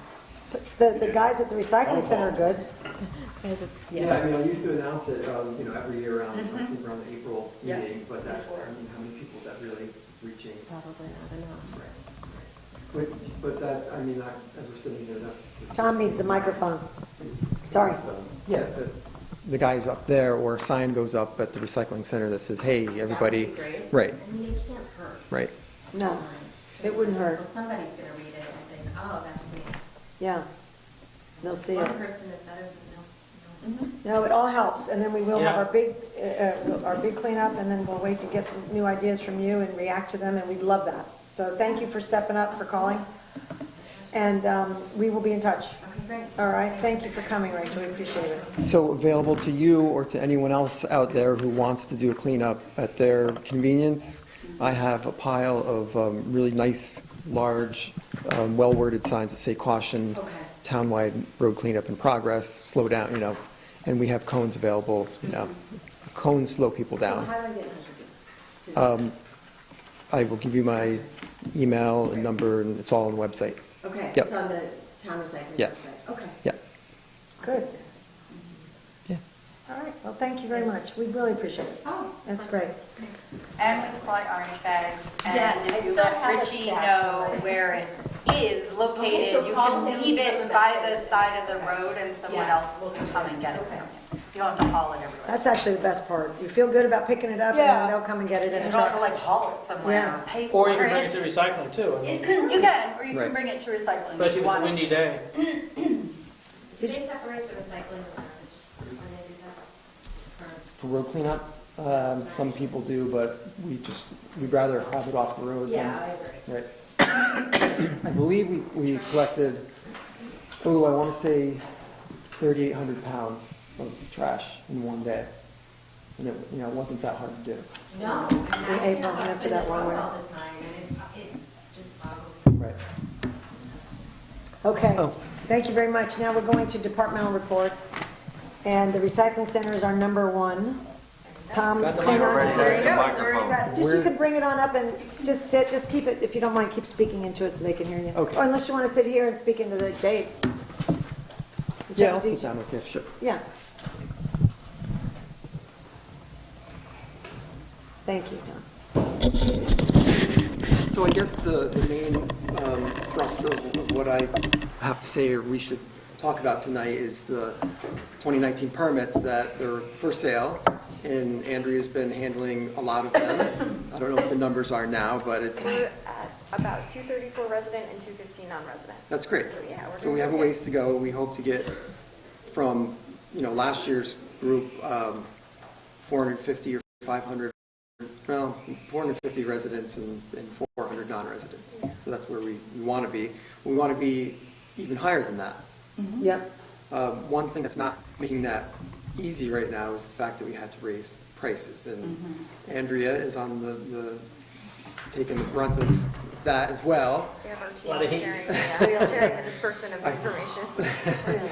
But we gotta remind everybody in the public, it's still cheaper by far to use a recycling center than have it, It is. picked up at your house. Right.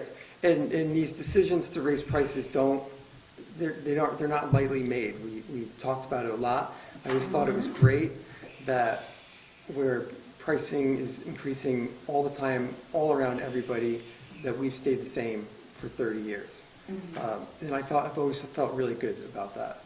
Unfortunately, it's impossible right now to hold the line. 30 years is a long run for the same price. So, just for fun, in 1988, the average house cost $92,000. A gallon of gas was 91 cents, and a movie ticket was $3.50. It's a different world, and we did the best we could for as long as we could. Things have happened to the industry that we cannot affect in our little town. We just get affected by it.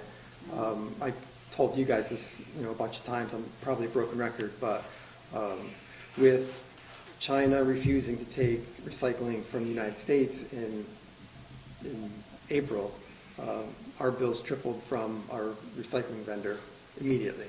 They went from $350 a month to $1,100, $1,200 a month. And that's just, you couldn't budget for that. We had no control over it. Royal raised our prices starting January 1st this year. Per ton for garbage and for our bulk material. That added, we knew about that, so that's one reason why we had to raise rates, but their increases made our expenditures go up around $8,000 or $9,000 over the last 2 years. So whatever, we just have to, we have to do something about it. We can't be running at a huge deficit. So, we have the yes. Well, I guess we try to mitigate the pain a little bit. So we recognize we haven't raised prices since 1988, but we also know that it's painful for people, anybody on a fixed income. Right. So do you want to explain again, because I'm not sure how many people heard about the Refer a Friend program that will help, because the bottom line is we would also do well with more permit holders. Yes. And what I've said to some people, and I think the board would agree with me on this, I mean, when they call in, and sometimes Andrea sends them my way, one of the things I've said to them is that it's not a profit center. We just don't want to have the taxpayers bear $13,000, $20,000, $25,000 in losses. If we can make it come close to even, then we're doing okay. Because we have other places where you have no control over, like a court system. There are things that we just can't control that we're paying for. But if we find that this year the prices don't continue to rise, and if we find that we get many more permit holders and we can run this thing flat, then would we be opposed to changing our prices again down to a lower price for seniors? Not at all, especially for the seniors. Yeah. Right. So that's our goal, and I think that we'll watch the numbers every quarter. We'll talk about it. But I think this Refer a Friend program, if you can describe it without looking at the flyer, but I think that will also help some people, and it will help us get more permit holders. And then hopefully at the end of the year we might say, hey guys, we did it. Right. We've got a good solid base. Next year we can change the prices to a lower number. So you want to tell them how this works? So Refer a Friend program is that if you bring someone new to the recycling center who is not currently a permit holder, that you will receive a $40 punch card for bringing us a new customer. And that $40 will take care of the price increase. So we need, actually you're right. everyone to go out there and talk to their neighbors who have the cans sitting out at the end of the driveway, maybe who don't know, all that they can use the recycling center for, which is way more than just your single stream and your household trash. We have an excellent recycling center. It really offers a lot and allows people to bring a Right, lot. and you I'm get not to- sure we brag about it enough. Right, you get to meet Pete, Mike, and John. Yeah, it's a social event. Right. So, I wrote a memo to everyone who goes through there, and I started out by saying the town of Unionville opened the recycling center in 1988 with the closing of the town-operated landfill. This full-service, well-designed facility has not only been a place where many of our residents dispose of their waste, it has also been a hub of social activity in Unionville. Neighbors meet neighbors, friendships are made. And that's And true. Beekman as well. I hear a lot of Beekman seniors will come down, they love to chat Right. there. I don't mean to not Yeah. mention Because that. there are attempts twice to have their own failed. Right. Right. And so a lot of them use this, and I hope they continue to, and they'll bear with us as we try to, keep this thing contained. Right, and if you need to get rid of the old TV, or the refrigerator, or the car battery, or the waste oil, or, anything else. Yeah, you can't give to Right, the weekly pickup people. right, then we're for you. We're for you. We're full service. That's right. great. Well, thank you, Tom, very much, and I guess we'll keep talking about how many permits we've sold, and hopefully we'll try a campaign a little later in the year to bring in some more new people, Sure. and we'll do our best to get our prices Now, down. For anyone that refers a friend or a neighbor, you don't have to like them, but all they have to do is when they come to pick up their permit, they give the name of the member that referred them, and then we mail you a trash card. I hope we're promoting this on our website and our TV channel. Might be, I have to look, but, We'll talk about that at the communication meeting on Tuesday. How's that? All right, because that's important. One other recycling center comment is that, and I've said this in years past too, during snow events such as, this Sunday morning, the guys are not going to be in there. No. It's not going to be open. They have to rely on us to Yeah. plow it and Yeah. salt it. So, and And we'll get to yeah. it, but, if it's snowing through Sunday, the chances are it's just not going to. Please don't come out with your garbage during a snowstorm. It's Yeah. okay. Yeah, be Save realistic. it a little. just do it Saturday. Right. We're doing it next week. Or It's okay. Wednesday, yeah, next week. Yeah, the cold weather, you can keep it a week, it's no problem. Right. That's true. That's true. Wonderful. Thank you very much, Tom. We Thanks. appreciate it. I look forward to hearing Rachel's ideas when she gets with the group at that CAC. That'll be nice. Yeah. Yeah, Thank be you, helpful. Tom. All right, thank you for coming. I hope she's a member already. No, well, I think that's a really good point you're making, because when Rachel called, and she said she was worried also not about the litter everywhere, but she sees these garbage trucks with the things coming off. Thank you. When I said that Tom was going to be reporting, and maybe she'd come join us tonight because of the recycling center, and she said, "What's the recycling center?" Oh, my God. And I said, "You don't know about the recycling center?" She goes, "Is that thing on Route 55?" And I said, "Yes." And she goes, "Oh my God, I did not know that we had a real recycling center." And I said, "Yes," and I told her what the, so that's one of the other reasons she came, was to meet Tom and to get his number and to get more involved with picking up litter. So that was, That's an eye, well, we gotta advertise more. Maybe Yep. people really don't know. Even on the sign out here, we could put, yeah. get your Recycling 219 center passes. recycling center passes. And we're gonna brainstorm, we've been talking about things that we can do after the snowy months are over, and try to really get people to bring their stuff in, so. With more marketing coming. The Good. group is working hard on it, and Tom, they're all excellent. So anyway, an interesting point.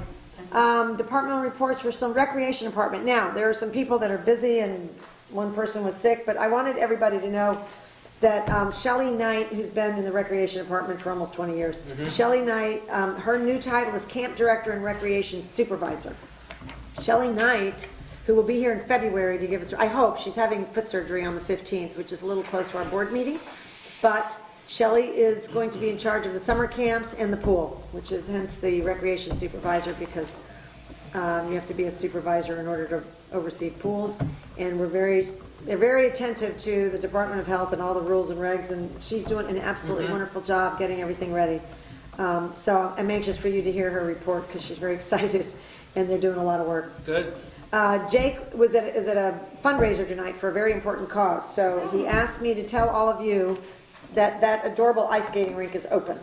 It was being used while we're here. Isn't it great? I mean, and they've got night lights out. The lights go out at 9 p.m. But they've got two rinks. I guess one is for hockey teams to Right, practice one is on. for just general For skating. just general skating, and all day we're watching the young kids since school's out there. They're really enjoying it. So Jake says, come one, come all. So, and he'll give us another report on that next month. But it really looks great. And he got a nice nod on LaGrange's website. I don't know if you saw our Facebook page, because Jake and our guys were showing the LaGrange people how to build a ice skating rink. And they were really gracious and thanked him profusely on their own page, which was nice. They're all, and even Pine Plains came down to see ours, and he showed them how to do it, and they're going to So be we're doing a it. in Pine trendsetter. Plains. Yeah, can you wow. believe it? Yeah. I can believe it. Between that and our recycling center, we just got to get the word Yeah. out. Okay, old business, reduction of speed limit on Canby Road. Interesting that Bob Balkind was here tonight. We have that resolution, which we can take up at the end, but I think we were pretty much set last time. I don't know if there's much discussion about that we've got it. It's like throwing a ball up in the air and seeing if something sticks. I don't know. we're going to send it their way and see what happens if it passes tonight, and then we'll stay tuned. So, is there any other comments or anything anybody want to give? I wonder if we should pass one soon for County Road 21 in anticipation of the circle being eliminated. I think, yeah, what is the speed limit coming down Wingdale? 'Cause 55. 55. Oh, that's crazy, isn't it? It Yeah. just seems crazy to somebody, Yeah, so I as I think- watch them approach. I think the sooner that we ask for it to be lowered to 45, all the way through to 55, would be very prudent. And they should probably put those They signs. won't do their study until after it's reopened. I know that, But but at least if it's The sooner we get there, it started, the then they sooner have to it may do the happen. study. So why don't we prepare that for February? I'd like to suggest that, yeah. Okay, let's do that. Prepare something similar. Just change the names of the road. You know what, when you read it, yeah, when you read it, Yeah, it's the because we same. want 55 to 45, right? So, Yeah, you're absolutely I mean, right. And then they come up with whatever number. Okay, next up is old business, the Association of Towns meeting, and I believe, Andrea, did you pass that up? Does everybody have a? It was in one of the packets. I think the date that we have to sign up for the reduced rate It's is the by 20th. January 25th. It is. So, We're going to have to make a decision that we're all going. I thought we'd just follow the pattern that if everybody wants to go. Last year, I thought we. cannot go. I'm scheduled to work on President's Day. Babies come 365 days a But week. is that President's Day, the 17th through the Yeah. 20th of February? Yeah. Oh. And It always so is. I did look at it to see if there was like a day rate, but there's not. No, it's all or nothing. Pay, and it's like, I don't want to go for one day. there was It's like, Yeah. was there a commuter rate? there's not. No, They did away it's with all or There's not. nothing. And I most thought of the there stuff was a one is on day Monday. Like, there used to be. Yeah, no, they got rid of it. So, so I cannot go this year. Oh, that's too bad. I'm going to pass because I may be going away on vacation. What? Oh, that's more I fun mean- than Vacation. working. I have to visit Now his in-laws. wife is retired. Yeah, I have to visit in-laws. Well, if the three of us are going to go, which I think is, because we get a lot of information last year that we brought back and shared. But we also need to probably approach Jane Smith and Kevin Derlin. He came yesterday, he came last year for the day. Remember, everybody, we all tried to have lunch together, it was busy. But Kevin came and, he took the certain classes that were specific to planning board, and they have some good ones there. And Jane Smith had said to me at one point that, I haven't been doing that in years. Also, Mr. Wisman. Yes. Mr. Wisman said, oh, is it the same old stuff it used to be when I used to go? And I said, I don't know, why don't you come next year and try it? And if we can manage, I don't know what the weather's going to be like. But, so there are other people that we could offer. So we might end up still with 6 people. And it makes sense. I just think the more of those classes people take, the better. I think it helped a lot last year. Didn't everybody get a lot out of Do the those? judges go? Paul goes. Some of them go, yeah. Yeah, Paul is they going. go. Paul routinely goes. I think Judge Dorina takes the classes up in different class. Albany, but. Yeah. Yeah. Yeah, he needs his continuing ed, and he's. Yeah. And our CPA, Danielle, is probably not going to go, but because there are other classes, she needs like 40 hours. She needs a lot. So there are other financial classes that. And she'll even do. town attorneys go. Yeah, I think you were there last year. yeah, Yeah, we had lunch, didn't we? yeah, yep. Trying to go again this year. Oh, that's good. Well, he doesn't need Yeah, our lunch with permission. the clerk. I know he doesn't. I'm just saying. I was a clerk too. It's a extended training for a lot of functions. So we're gonna we went last year. We just took our head count, and then we figured out we'd get as cheaper rooms as we possibly could, and then we went with what was in the budget and the same amount as in the budget. So it's not. I don't think there's anything that we have to vote on or anything. I just think it's there, and we probably and we have training also in the planning board budget and the zoning board budget. So Right.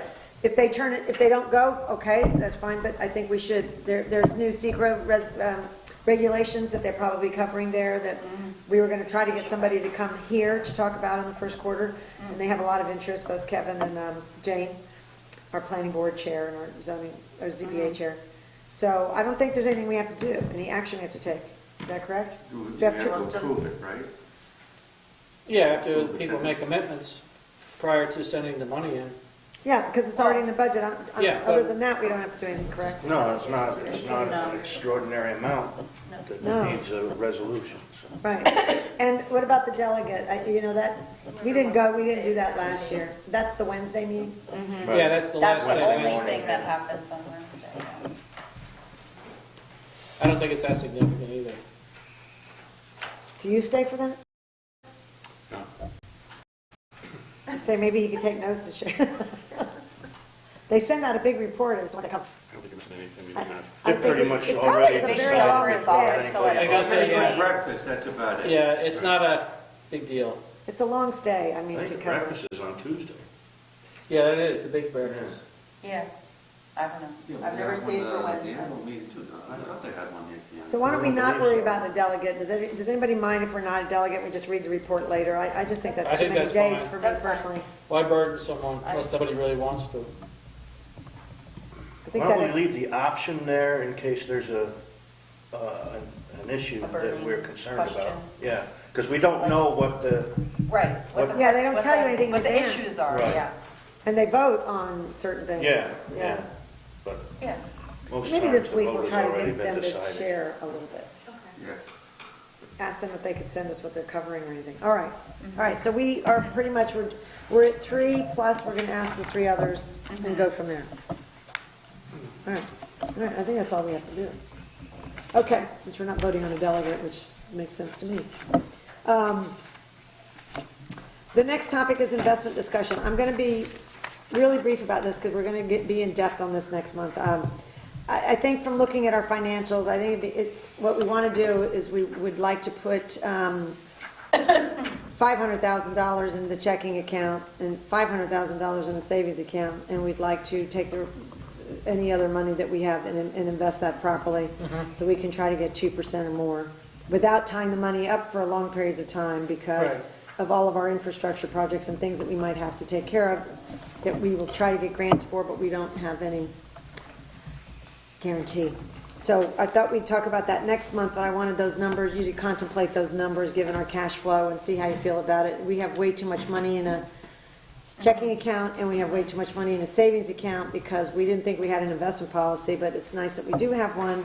And so we can, we have guaranteed things to invest in that are much better than what we're currently getting. So we can talk about that next month, and if you're comfortable with those numbers, I'll lay out a timing plan for you, okay? All right, that was that. New business, lights around town hall. There's a quote in your packages that Jake had received, and this is a discussion that we wanted to have with Councilman Frazier, I think, because Jake, he couldn't be here, which is why we didn't really tee it up very well, but it's called, is it John Giamo? John Giamo. Giamo, okay. So the discussion was this, that we have, Have the quote. here you go. Did you- I put it on your desk here. With the 3 to 4 of the pages. I got the proposal, I don't have a quote. Well, that's, Oh, That's the it. proposal is Oh, the that's, part right in the oh, middle. that's, all Right right. there. Proposed 1483. Yeah. So here's, we talked about, we got 2 ideas. I think it's just a nice discussion to have I because thought we were talking about a quote. a real, you're used to, he's used to the big stuff. No, I mean, somebody had a quote of a complaint, I thought is what we were Oh, entertaining. yeah, okay, no, I apologize. So we've had some comments from people about driving by Town Hall at 1 in the morning and 3 in the morning, and the lights are going full blaze all the way around. And I thought, well, that's odd because they're on a timer, and they're supposed to go out, and I think there were some problems with that timer, but Jake has set the timer at 10 p.m., so the lights are supposed to go out. But then we had a conversation Jake had a conversation about having photovoltaics so that the lights go off and on with the I sun. brought that topic. That was your topic. Yeah. And then when we got a couple of these phone calls asking us why these lights are on at night, Or weekends, we don't need or them on weekends, and we started thinking, well, maybe because the back door with the court, I park back there a lot, and if I'm here alone at night and I walk out, the lights come on and I can see to my car and I just walk, that's good. But we don't have a motion sensor in our planning board in the front. Sorry, let me finish my sentence. The planning board and the zoning board come at night. We're here at night sometimes with community members, and there's no motion sensors out front. So let's say we set the timer at a time at 10 o'clock and we were here till 11, which the planning board can be sometimes. It's dark with that planner on, unless we went with the photovoltaic that's always on. So then Jake said, well, we chatted about, why don't we get the motion sensor on the front door, just that mirrors the back door?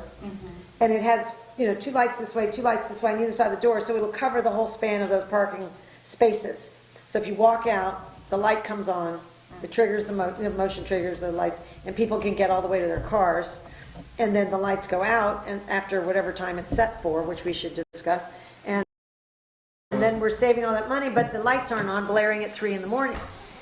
So that was one conversation that Jake and I kind of went down this path because of the phone calls we got and people driving by late at night because we had a fire call, and it was interesting. So what we wanted to discuss was, it was $1,300 for photovoltaic, but that meant they went on and off with the sun, is my understanding. Steve, you can explain it better than I can. Right.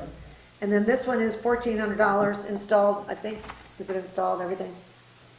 Provide and install. And it would just mirror what we have in the back for the court. And that's $1,483. And I guess because we weren't able to talk about it and we were trying to email and Steve responded, we didn't get to have a thorough discussion. So I'm wondering, what are your thoughts about these 2 ideas and how do you think we should go? And maybe Steve, do you want to let Steve start because he might want to present photovoltaic. Yeah, I work in the security field, as you all know. My support for the photovoltaic is that, you know, one of the ways that you combat wrongdoing is with lighting. And my thoughts are that this is a public building. We've already had problems at the parking lot down below. It is an attraction for people to come to and do things that they shouldn't be doing. Because it's dark, it's level, it's dry, and it's a public building.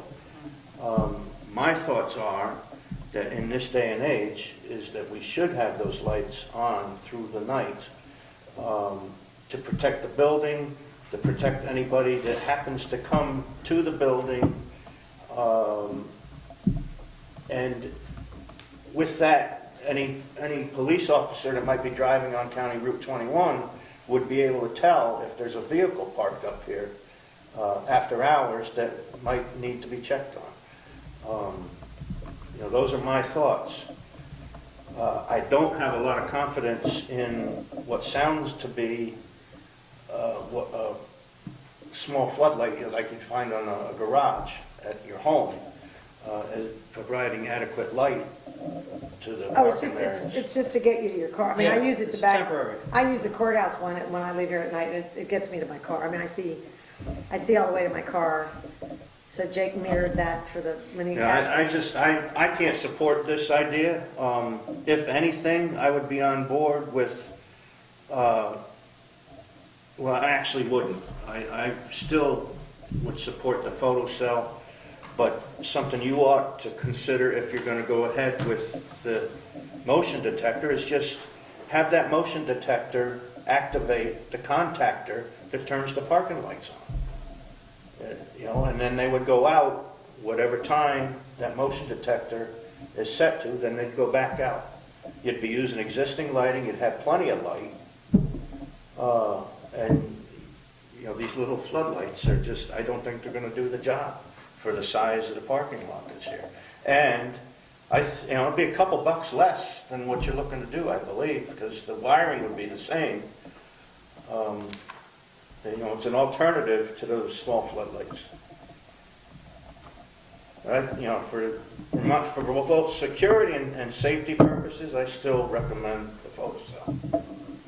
All right, I like your second suggestion much better because for years I've heard residents complaining about the lights being here either on late or all night or many, many nights when there's no activity whatsoever, like weekends, holidays. And also, you got to be respectful to the fact that this is a rural area, this is parkland, this is supposed to be to protect the animals and everything else. When you have all this light down Night light is not good here. barns, and the lights we have here are horrible as far as being contained. It spreads out all over the place. I'd much rather have it on a motion detector, so if somebody does stay here late, after 10 o'clock the lights would go on. They could be on until 10 from the timer, but after 10, if you come and go, the lights would come on as you're moving about the front or the rear to help both the court activity and any meetings that go beyond 10 o'clock. And I just signed a voucher today for $1,800 for electric for a month. That to me is pretty staggering. And It's shocking, right? yeah, and I don't want to see our electric bills get worse and worse. I know we're addressing that in another area, but I don't like to pay big electric bills. No, the lights that are out there now are LED lights and draw a very small amount out. Well, I hear that about the lights inside and outside, but the bills keep growing. The amount of electricity that we've used to put in the LEDs is not that much. It's not, that's what I Right. thought And you I were know, doing. because I've been tracking Yeah. it for the last 2 years. That's a little Yeah, discouraging. it's a myth. because But LED It's a big savings. project, that's discouraging. I mean, I like the idea of the motion detectors, there's no question about it. But I think one of the things that we ought to do with the motion detectors is change the timers that these lights are on, because those timers have been in since this building was built. Oh, yeah, they definitely need upgrade. And they should be digitalized. Or maybe remotely, So that we could, yes, so Controlled. that it could be remotely controlled. if so needed. Right, so that, because I know the constables used to go in there and you were constantly changing that. And Yeah. those little screws, Yep, yeah, forget it. I believe you. They loosen up and then the clock just keeps going round and Mhm. round and round. So I mean, that would be my recommendation. I like the idea of the motion detectors. Mhm. Yeah, I think that's a good. I mean, there are some town halls, rural town halls that you'll see either by driving by or by looking at their websites. And, you know, we really should have barn lights here. You know, our light should be pointing down and we're pointing up at the night sky, and it is too rural of an area to have those open lights. They should, but they're very old. I think they put them in 95. Yeah, Yeah, so, but sometimes you go to these cheap, like Pine Plains or way up there, and they have one barn light, again, shining down, but just to give enough to people can see their cars, one in the front and one in the back, or one light where you can see kind of a little bit of security, but it's just one. And here we have the whole building on all the time.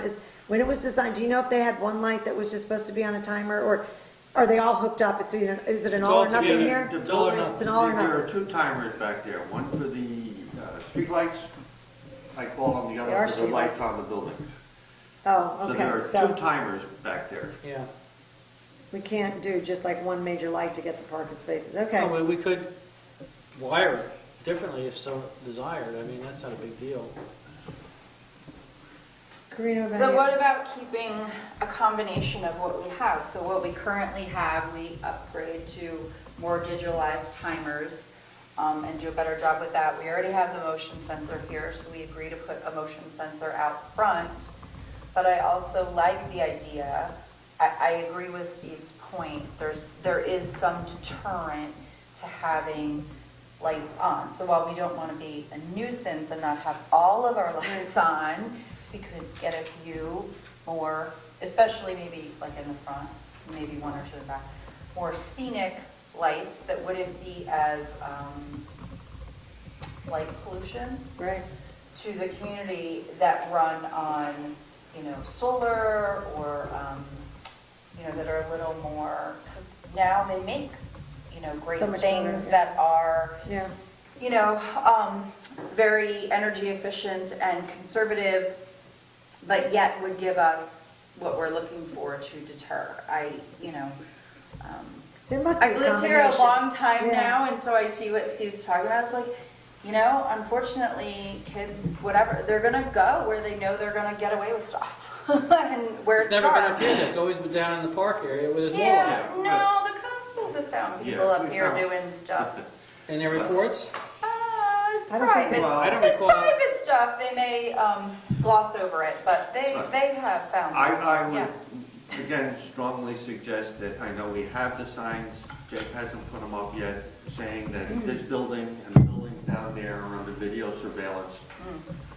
We have the video cameras all around this Yeah. building, and they do have night detection on Yes. them, and they do have night vision on them, so that, yeah, we can see if somebody's coming out, and it records for, I believe, 2 weeks at a time, A month.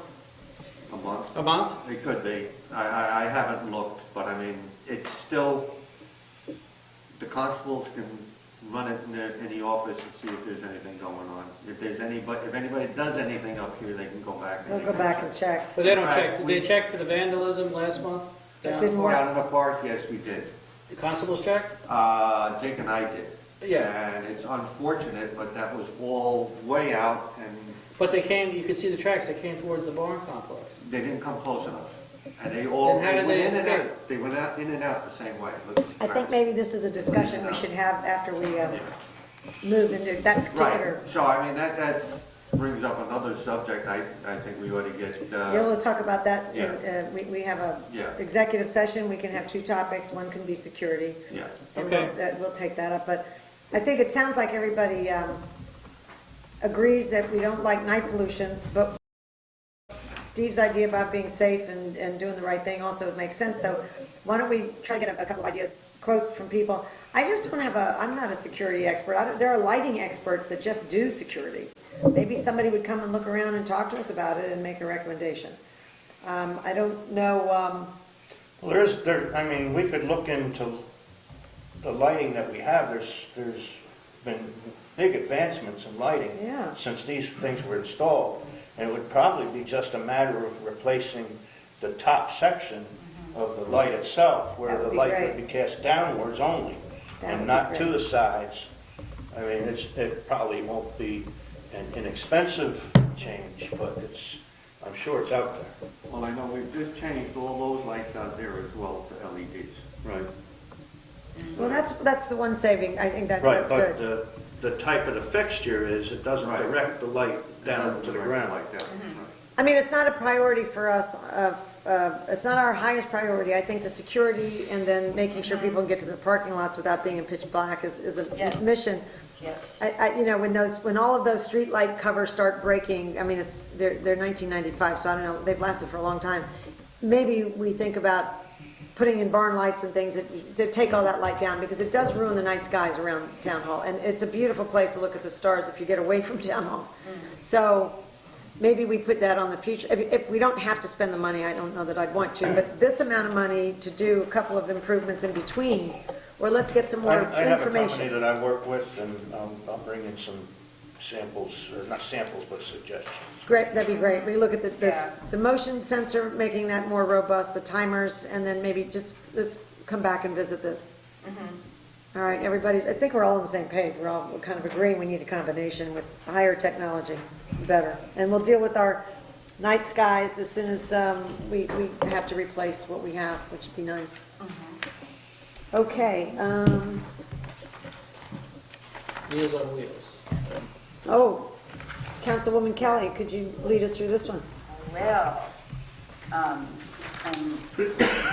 thanks goes to Betsy and Andrea, who helped me pull this all off. It was months ago now, I can't even remember. A friend of mine called me, reaching out actually for her neighbors, and told me that she was looking for meals, and that she called the Office of the Aging, and that Unionville does not get Meals on Wheels. And so I'm like, that can be. So sure enough, I went through, and there's like a 26-page thing, and this is where I sort of started off on my senior venture, trying to figure out all these resources for seniors.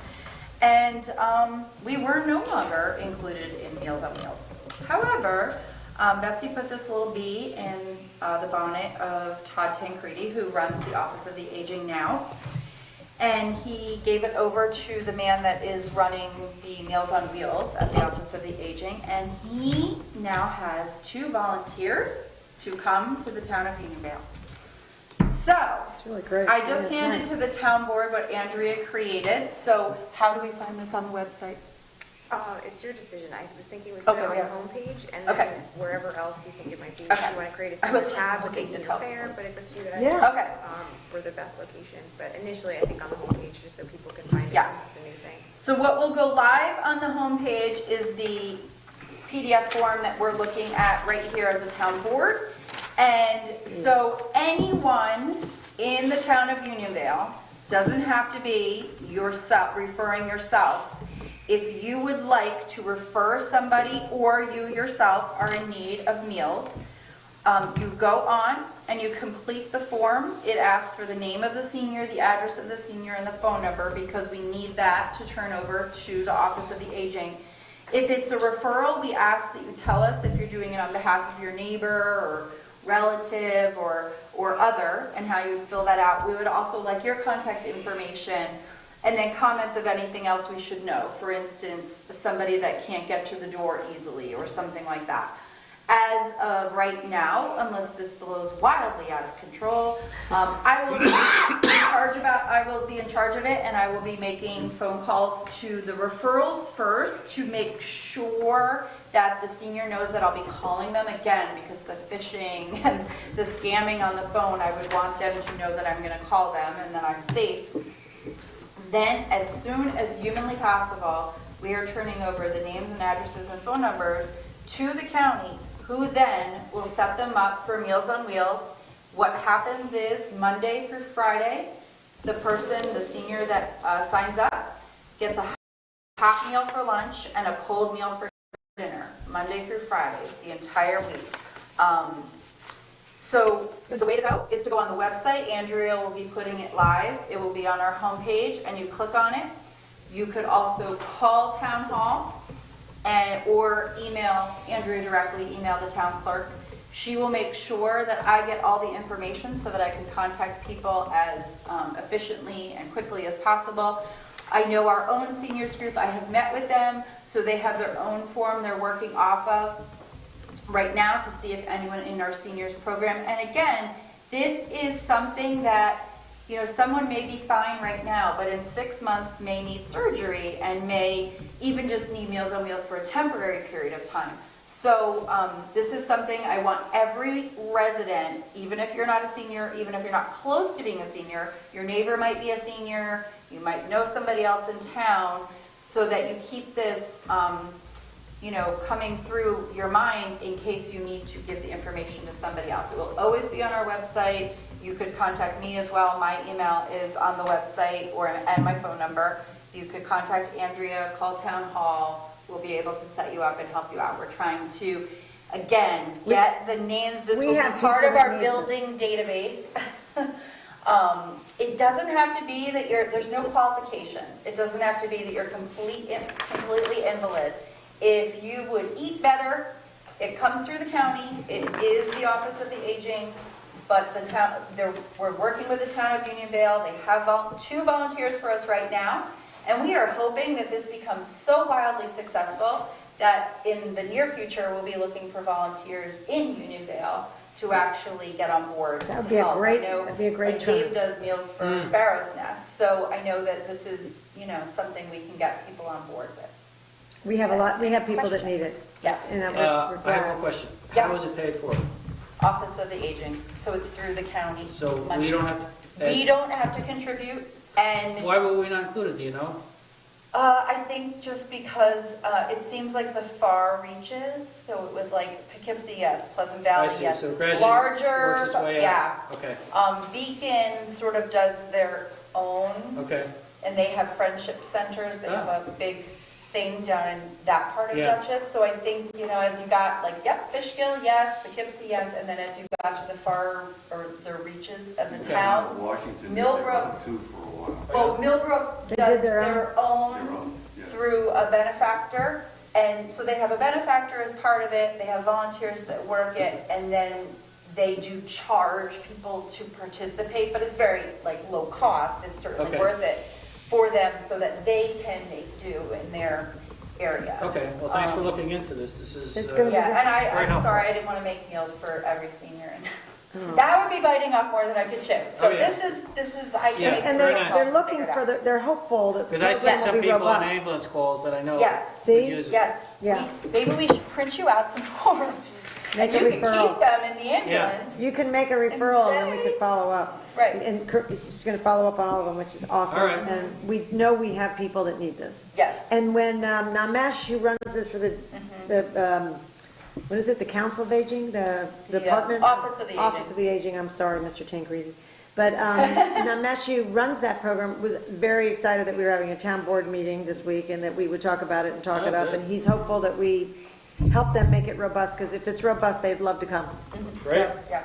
be nice. So we got our first couple today. They came to pay their taxes and we signed them up, right? Excellent. And so I'll talk to you guys later about some kind of like stop if you're a senior. Yeah, there you go. Like another way, because the seniors are the ones that come in. Yeah. They do. Yeah. And they like to visit, It's an outing. so, yeah.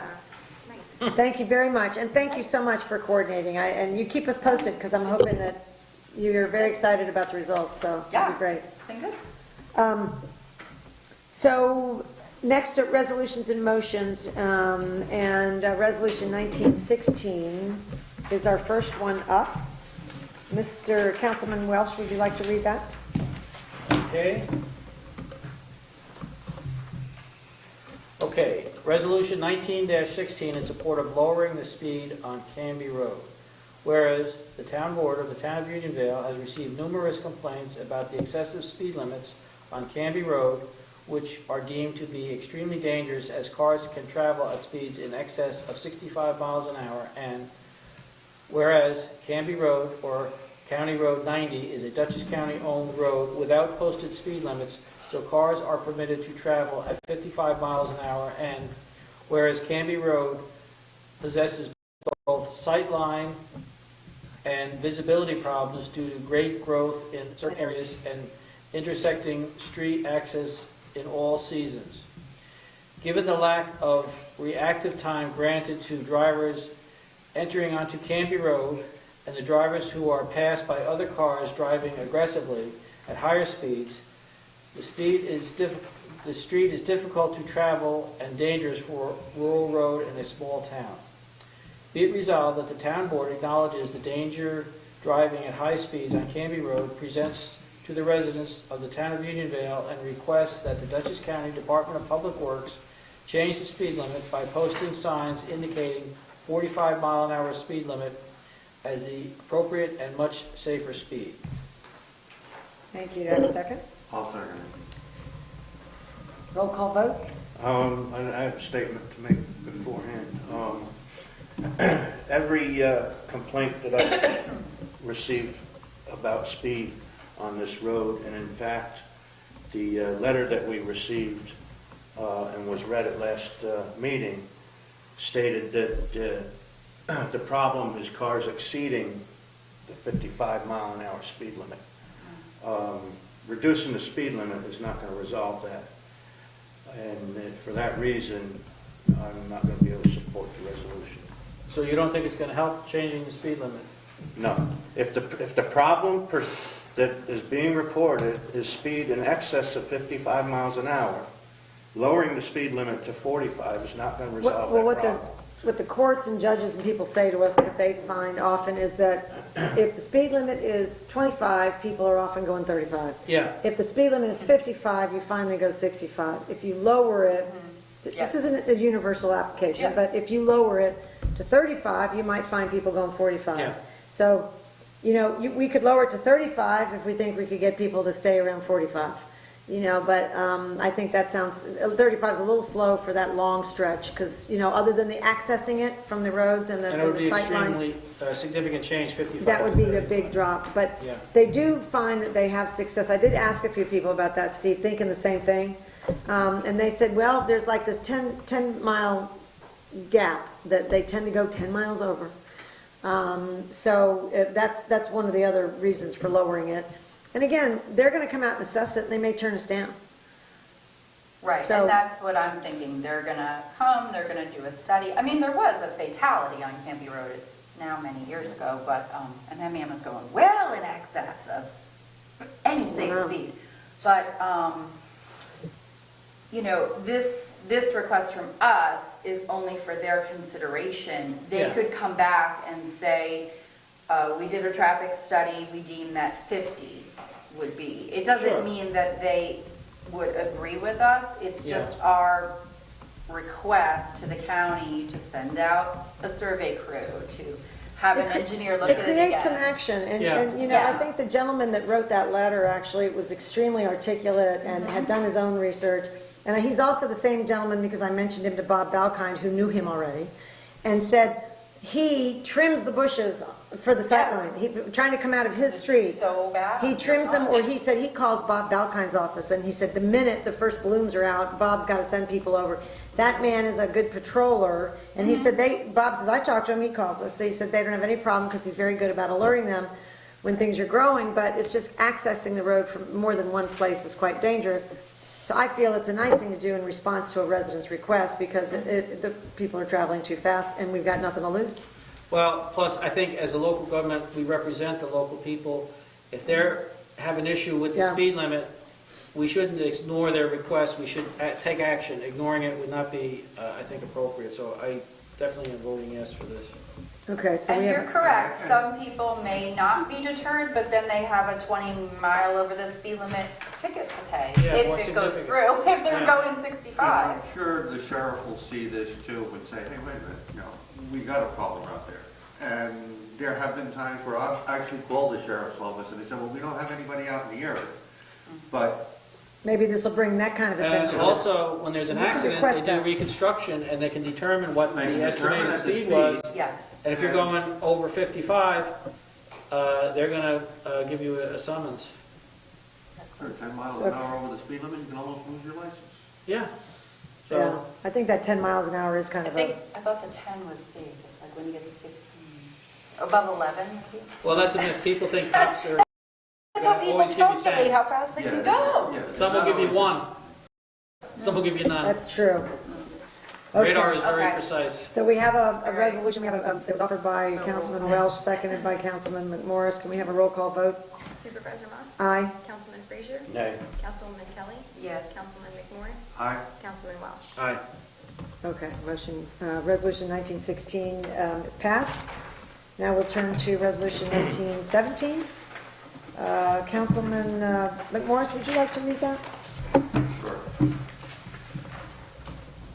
Resolution 1917, designation of Loretta Ryan as an authorized volunteer, whereas the town board of the town of Unionville has appointed Loretta Ryan as the equestrian director for the Time Walk Park Equestrian Center, who accepted this position in good faith, and whereas Loretta Ryan, although not an employee of the town, receives an annual stipend and will be a representative of the town of Unionville. Therefore, be it resolved that the town board acknowledges Loretta Ryan as an authorized volunteer and affords her every protection the designation provides.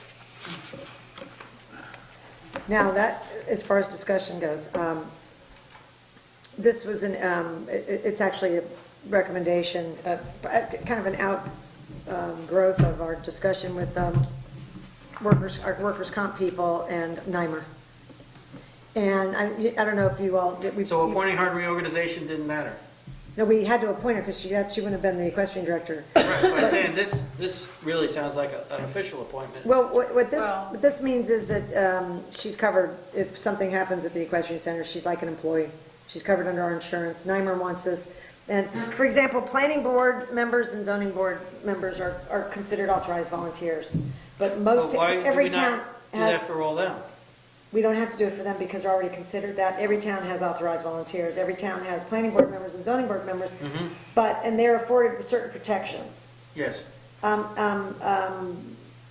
Not very many towns have equestrian centers and have equestrian center directors, but because she took this up, this I see. in good faith, she needs to be afforded the same protections, like, Okay.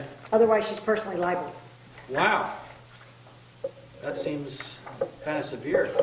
That's the Has there way been a that- second on this yet? That's the No. way it works. No, there Second. wasn't. Okay, motion on the table in a second, and may we have a roll call vote? Supervisor Moss? Aye. Councilman Frazier? Aye. Councilwoman Kelly? Yes. Councilman McMorris? Aye. Councilman Welsh? Aye. Great, resolution 1917 carries.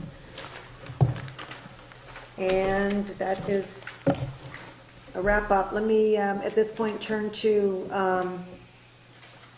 I thought the couple comments were now, but this is after, I apologize. All right, we need to approve the budget, adjustments, warrants, pay bills. The warrants have been distributed to town board members, so everybody has their copy via email. I am going to request a budget adjustment for the 2018 CHIPS amount. So basically, in looking over these numbers, we're going to be collecting $272,692 will be returned to us, and we've already called the office and checked on all of that. Wonderful. Yeah, so that's en route. The paperwork gets in before February, they pay us in March. Good. So we know that's going to happen. There's $93,057 remaining in the budget, so I need to make a budget modification to increase line D3501 by $179,635 and increase D5112.4 by the same amount, so both our revenues and our expenses will match. And that'll be the difference between that and what we get back from CHIPS, so revenue and expenses will match. And that's the CHIPS line and then the revenue from CHIPS. Does everybody get that? Mm-hmm. Okay. From 2018? From 2018. So it says there's $20,000, for example, in the CHIPS line, 5112.4. And when we do the math, see, it all hinges on the fact that there is this voucher sitting there for you guys to sign that you may have seen already. We did 3 signatures. Right. Yes. Okay, so that shows you, when I saw this voucher, there's $272,000 coming back, but we are overspending just in this line, because we have to move money over to cover just that line. Okay. So we're moving it into from permanent into permanent improvements, and then when the CHIPS comes, we'll replace it back to CHIPS revenue and CHIPS expenses. But it's because of this overage. Okay. Does anybody want to see this? Would you like to look at that, Dave? I think we all signed it. Okay. All right, so that's what that's for. So I think in order to move from one budget line to another, I need to make a motion that I'd like to move, a budget modification is needed of $179,635 that will be added to D3501 and D5112.4. I can give you this later. Where are you moving it from? I'm using the CHIPS money. Well, there's going to be $272,692 collected from CHIPS. We have $93,000 But using remaining. your budget transfer, you move it from one line to another. Yeah, I think we're moving it from D5112.4, the 263,825, and we're going to move it into both the CHIPS lines. Okay. All right, I'll second that motion. Okay. All in favor? Sorry, I just need Aye. a minute to. See, there's $113,825 in the budget. Yep, 20,768 was collected already. You see the CHIPS line? yep, Okay, so remaining in the budget is 93,057. right. So the CHIPS amount is 272,692, which will be collected, and the difference is 179,635. So when that comes in, and I don't, I hope it's on time. When that comes in, we will modify the budget to reflect the CHIPS amount, which today it doesn't. For example, there's $20,000 here, and in this line, did you guys have this? In this line, the revenue line, it shows $79,000, and then there's $20,000 in expense. That it's not adding up. And the reason was we already paid $58,594. So we have to make an adjustment when this comes in. Okay. That's when it comes in. It's not here yet? Is that what I'm understanding? Yeah, So March. we need to address that when it's here. Yeah, we can't. Well, but we're closing 2000. The reason is that we run accruals, and we're going to put the money back in 2018 when it comes. But we know that it's coming, and when it does come, when we close the books and do our reporting for January, this should be part of 2018. This is not a 2019 thing. That's Yes. why we would modify it now. And then when the money comes in, we just put it in the proper place. Because I'm not sure exactly when it's going to come in, but then we got to close, oh, I thought that was your foot, I'm sorry. We have to close the books for 18, and we're trying to do everything perfectly so that when this comes in, the budget's been modified to capture the expenses and revenues created by match. the CHIPS. Yeah, it's got to match. Yeah. And we're going to close those books soon, and we have to, I hear what you're saying in like virtual accounting, but I don't. no, it's real, it's accrual accounting, that's just, Well, okay. Is that permitted? But we don't have the money, so why are we not, we have fund balance on the highway line, why are we not using fund balance from the highway line? well, because this is money that's going to be adjusted into the CHIPS line specifically. I'm doing the modification because, But as long as it stays in chips, it doesn't have, I mean, as long as it stays within highway, it doesn't have to stay within the chips line. well, don't you guys want to know if we move from permanent improvements into another line, like the CHIPS line to pay for things in advance? Or do you just, I mean, I thought that you'd want to know that we were adjusting, because it's not making sense the way that we paid out this $58,000 we didn't know. See, what happened was when Richie got $58,000 back in CHIPS this year, it actually wasn't for us, it was for last year. So we didn't get credit for it this year, we put it in last year's numbers. And it came in this year because he didn't do anything with CHIPS last year. That's why we had that carryover that you know about.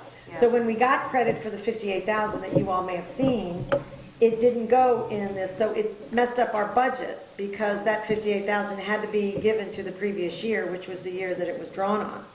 So then in order to make our budget perfect, we're going to do a budget modification on the exact number that comes in.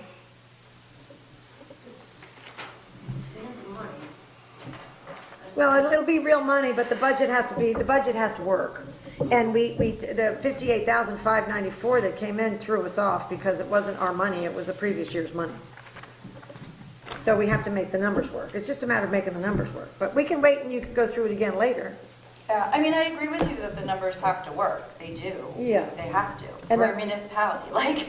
Well, no, it's not just but- that, it's just what year they come in and what year you attribute No, them no, to. I understand. And that's like a consideration that Richie really needs to concentrate on using those CHIPS funds first and spend every dollar, because that's like free money. Like, it's like getting a $10 coupon and then you have to buy nothing. Just spend the $10.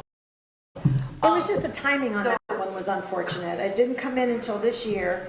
We allocated it to the budget. It was wrong because when we did the research, as we were looking at all the other numbers, Right. it was last year's money. So we had to pull it out and we had to allocate, I mean, it's money in the bank, but we had to give it to last year's budget. And so Right. we have to now make this year's budget work. And I'd rather pass this now than wait till the money comes in and have to have a special meeting because you have to pay it out. Well, we're going to close our books and do reporting, and you guys will see all that, but I mean, Right. it's just a matter, it's just trying to be efficient. We can do it later, but it's going to be the same dollars, it's going to be the same money. Because I guarantee you, they're going to give us $272,000 back, because that's what they told us, and they always tell us the truth. Yeah. It's in their budget. But I mean, it doesn't matter to me when we do it, but I want to close the books and start analyzing January. Is there any other account that this money is sitting in now that we can move this from and then Yes, fund balance. reimburse that account when the CHIPS money comes? Because I would prefer to do it that way. But you sure it's all right to put CHIPS money in another account You're when it not, you're not comes? supposed to put CHIPS money in another account. Yeah, it CHIPS should money stay- has to go in both revenue and expenses, it has to That's stay it. there. I Yeah. have reservations about whether this is something that you can do. It doesn't sound fiscally responsible. Yeah, I agree. I Being don't able feel to comfortable. transfer Sounds money nice, that isn't but here. it's I just, It's I accrual accounting. It's It's no, it's I a know how the budget state works modification. and it's never in our favor. You think they're not going to pay us that? Well, no, not that they're gonna pay us that. I don't know that they would allow, I think he's talking about the comptroller state more than. Right. I'm not worried. The Well, we can wait. I can show Department of you. But, I mean, this is run by Danielle, our CPA, who has audited many, many, I many don't doubt your towns. numbers are correct. Or No, but I mean, that's This is normally how illegal. other towns Yeah. do it. I mean, she's been through many, many audits of towns in her 7 years I think we got to rely looking on a for professional CDOR. So expertise. I didn't even doubt that when we did it was a problem. I just wanted to make sure that the budget was No, right. I get you, and I So- understand the need to do this. Yeah. I just have concern about whether the state would permit something like that. Oh, well, okay. Yeah, that's, Well, we'll find out. How yeah. about that? Yeah, if Because we're if we relying find out on- it's fine, then I'm fine with it. I just have been through stuff like this at my other job, where somebody's gotten their wrist slapped for doing something along the same lines. Modifying the budget for, Well, just, For CHIPS? so you No, have, no, no, no. remember, The issue it's only is- chips. It is only chips. the issue is we're transferring money that isn't there. That's my problem with this, It's a Proposal. promissory note. and, It's, yeah. We're not But it- transferring money, we're We're changing the not budget transferring line. money, we're changing a budget line so that it reflects the accurate chips amount for this year because it wasn't. Yeah, we didn't It budget wasn't- enough in the we CHIPS didn't line. budget Ashley wants to enough. budget enough that we know we're going to get. We're not so it's moving gonna money or cover the doing anything with expense. money. Yeah, it's just really making it's like, we're saying that the budget that was done, they really under budgeted for chips for 18. Yes. They didn't put enough in the budget line. And then I think they put 20,000, a really low number. Then Richie ended up waiting, he didn't do any chips the year, and then $58,000 came in this year, and then it prompted us to do some homework. And what we're saying is that the budget that was done was too low, and we're trying to make the 2018, make sure the budget is, the budget, no money, we're not moving any money, just the budget lines themselves have to be accurate. And you saw the letter that Richie was referring to, that he got, that shows what the refund is going to be. That is an accurate report from the Department of Transportation. And all we're doing is making out the budget for 2018 match that. It has nothing to do with transferring money. It's like a year ago, or whenever Ryan did that budget, it's like he had already read that letter, and he didn't because he put such a low number in. And he'd already read it, and he said, okay, this is the number there, that's what goes in the budget. He didn't do that. He put in $20,000 or something. Which was way too low. Which was too low, and then we initially got this 58, which made us think, wait a minute, the budget was 20, where's the 58? And then when you do all the homework, you realize the budget was supposed to have been 179 in revenue and expenses. So all we're doing is changing the budget. It has nothing to do with changing moving money. We're looking at our 18 budget and recognizing it was wrong because Okay. of those reports, for example, the one that Okay. Karina has. Okay, so for 2018, and so you're taking out the 20,000 or whatever that didn't No, say increasing that revenue, amount. adding it up to be total of $179,635? Yes. Dollars? We And took- then, yes. I'm sorry, and then changing D51112.4, which is the CHIPS line on the permanent improvement, you're changing the The CHIPS line- 2018, that's the 19,000. Yeah, we're changing the revenue Okay. into the expenses in the 2018 budget only, no bank accounts. We're changing the budget revenue and expenses to match what actually is happening, what happened per the Department of Transportation. And that dollar amount, there was, because of the low number that had been put in there Yeah. initially, then Richie went out and spent all that money, and he's gonna collect it, and Right. it's gotta go into 218, it doesn't come into this year. Right, So, and that's, and it was 93 left in the budget, 272 was to be collected, and so the difference is 179,635. So it's just a budget modifier, it's not a bank Okay. account modifier. okay. So it matches All right, the, I you got it? understand more clearly. Okay, Thank I you. probably didn't explain that well, but it's not, it has nothing to do with moving money, it's just, Right, just for budget. it's like it had been done a year ago, if everybody had gotten those numbers and they'd had them, they just hadn't seen them. I think because you brought it up in terms of the voucher and paying the voucher. and Yeah, there's a we're little thinking we math don't on have it. enough Yeah, sorry, money. sorry. So I It's think confusing. both Steve and I were thinking, we just don't have enough money, and so you're trying to move money from one year to another and then give it back Well, when it comes in. the way I understood this, it's all based on a check that hasn't been received yet. It's just, we're just changing the budget. We're not talking about. It's really just a paper change, not a reality. Yeah, a number on a change. budget. And it's last year's budget, not this year's budget. Yes. And guess what? If that money never comes in, then last year's budget's going to look like we're We under. didn't know what we're doing. Yeah, our good performance that I was bragging about earlier that everybody helped with. Yeah, but it is the actual number that the Department of Transportation gave us that had we known in advance, we would have put in the budget a year ago. Well, Or would have it's- been if Ryan had known that. He didn't know that. Right. It's basically so the audit checks out. Exactly. Okay. That And it makes also, sense. when you have things that are way off, especially things that are related to the state, I mean, this is all stuff that an auditor would get and would ask us for, we Sure. really need to react to them. We need to Yeah. make our numbers work, because when we close our books, Sure. the budget should reflect what actually happened, and that's what we've been told by the Department of Transportation, that's what's going to happen. So our budget should reflect that. It's nothing to do with the bank account. Right. Yes. Sorry, Just you for got a motion? clarity, did you make the motion? Councilman I Ball did seconded it? make Sorry, that was why I You was. seconded it. Yeah. We've had a little discussion. Are we ready to vote? Do you feel comfortable? I know I did a lousy job starting that conversation. I apologize, I but, understand better. okay, all right. All in favor? Aye. Say aye. Any opposed? I'm going to abstain. Can abstain, okay. Motion carries. I'll still get that information for you, okay? To make sure that it's clear as to what a budget modification is done, and when it's done, and how it's done, and why it's done. So, okay. Motion carries, and at this point, I think that was the only, discussion we All right, had. then I'll make a motion, we pay the bills.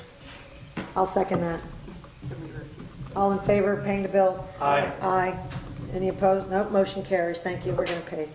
Andrea loves that. Public comment on town issues. Does anybody have something they'd like to say? Just from here, I really hope this. Hand her the whole lighting- microphone. Wait a minute. Go ahead. Town important. Oh, geez, now you're gonna break your leg. No. Okay, I just, nobody. All right, I just hope this whole lighting thing finally gets fixed, because since 1995, all wrecks have complained. Exactly, yep. Because they were bothered by the lights. This is a long. They've been problem. complaining for years. and Really? years, Wow. Among So- others. So, good. Okay, thank you for that. All right, Thank you. All right, somebody else. Come sit. You want to sit and join us, or just I'm gonna stand. say your right name over and here. so we can get it for the minutes? We know who you are, but do you mind giving us your name and your address? Good evening to you all. Robert Adams, 23 Hoofprint Road. I'm here tonight to get some clarity on some issues regarding my property and drainage on my street resulting from the ongoing home construction next to me. Shortly before Christmas, my property was excavated and drainage work was performed. I was not present at home to view the work completed by the town due to being at my job. As a result, I have a few questions for the board regarding this. Number one, what was the scope of work performed, and is there more work proposed this year, 2019, for my property or Hoofprint Road? My second question, if work has been completed, will my property be restored to its original manicured condition before drainage work was done? As of 2.5 years ago, I paid out of pocket for a private contractor to address my failing driveway pipe and drainage issues under the watchful eye of the current town highway superintendent, Richard Wissman. I incurred all expenses except the drain pipe material. That being said, question 3. As a concerned taxpayer, I question, has Carrington Construction, also known as Steve Page, been asked to reimburse the town to fix the water problem he created from building on the lot next to me? Or has the town performed this recent work at their expense, which solely benefits his property and redistributes the water to adjacent landowners like myself? I look forward to the answers of these questions, which will leave me encouraged that my concerns, as well as my fellow neighbors and residents, will be addressed going forward on Hoofprint Road. Thank you for your time and understanding of this matter. Thank you. Would you mind submitting a copy of that to us? Sure I can. Okay. It was in chicken scratch at my dinner table tonight. I know it fell under 3 minutes, so I'll... Okay, I mean, that's going to require some research on our part. Understood, and that's why I wanted to get it out Yeah. tonight, and I Very will good. send it to you. Okay. And, Now, Bob, you know, George Kolb has already written and talked about all of those issues. I haven't seen anything. This happened pretty quickly right before Christmas. I wasn't aware anything was going to be dug up or done at that time. I don't think any of us on the road were, even the time of the year. And also now hearing that Hoofprint really wasn't going to have any work done until 22. 2022. So, The paving, yeah. yeah, paving. Which There's is more than fixing just the a paving culverts. issue on Hoofprint. It's been a long time. It's a little neglected. But those are my concerns created by the lot next to me. Well, if you leave that, we will have Mr. Actually, Kolb read that back to you, or Do write you want to write type you it back. up and send it to us, or? I easily can. Yes. Send it on an email, would be great. Yeah, or I'll bring in and leave a copy with Andrea. Yeah, that'd be great, and then, yeah, we can do some research and have answers for you. Because I know that they have done work out there, and I think that they mentioned to you, Brian Butts may have mentioned to you, that he'd be back in the spring to finish manicuring the lawn part. Correct. So I just some of want it this- on the record. If they're going to do that, I understand it's winter and they can't do it. Right. I just would like it put back because it was hastily done, and again, the weather was probably part of that concern.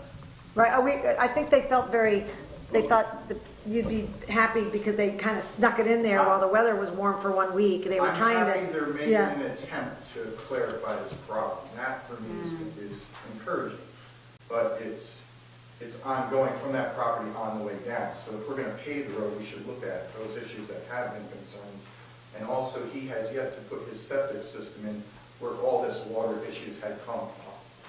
So that is another concern. Well, Mr. Kolb is all over it, and he knows it, he's up there regularly Okay. inspecting, and my guess is that we'll all look at your letter, and we'll have Mr. Kolb respond, since he's doing all the inspections and he's aware of everything, and then we'll all get the benefit, we'll also read his answers. Okay. And he'll work with Mr. Wisman, because they definitely had a plan, and we asked them to get in there quickly to try to take care of the first part while the weather was warm enough, so I know they have a date in mind when they'll be returning, but they can answer all your questions. I didn't hear anything in your questions that I didn't think they'd be able to answer. Okay. They're on it, Good. okay? All right. Thank you for coming, and thank you for sending that to us on I email. will, I'll definitely get it to you. Thank you very much. You're a patient man, you came for a whole meeting, and you, Yeah. Or me, well, it was good to have you. thinking he should have spoken when Richie was here. Do you know about the recycling center? I can look into it. Make a motion, we go into executive session. I'll second that. That's to discuss the favor? lease issue. Okay, discussing that, right? Yes. I'll get more, do you want some more? Oh, I'd love some, thank you.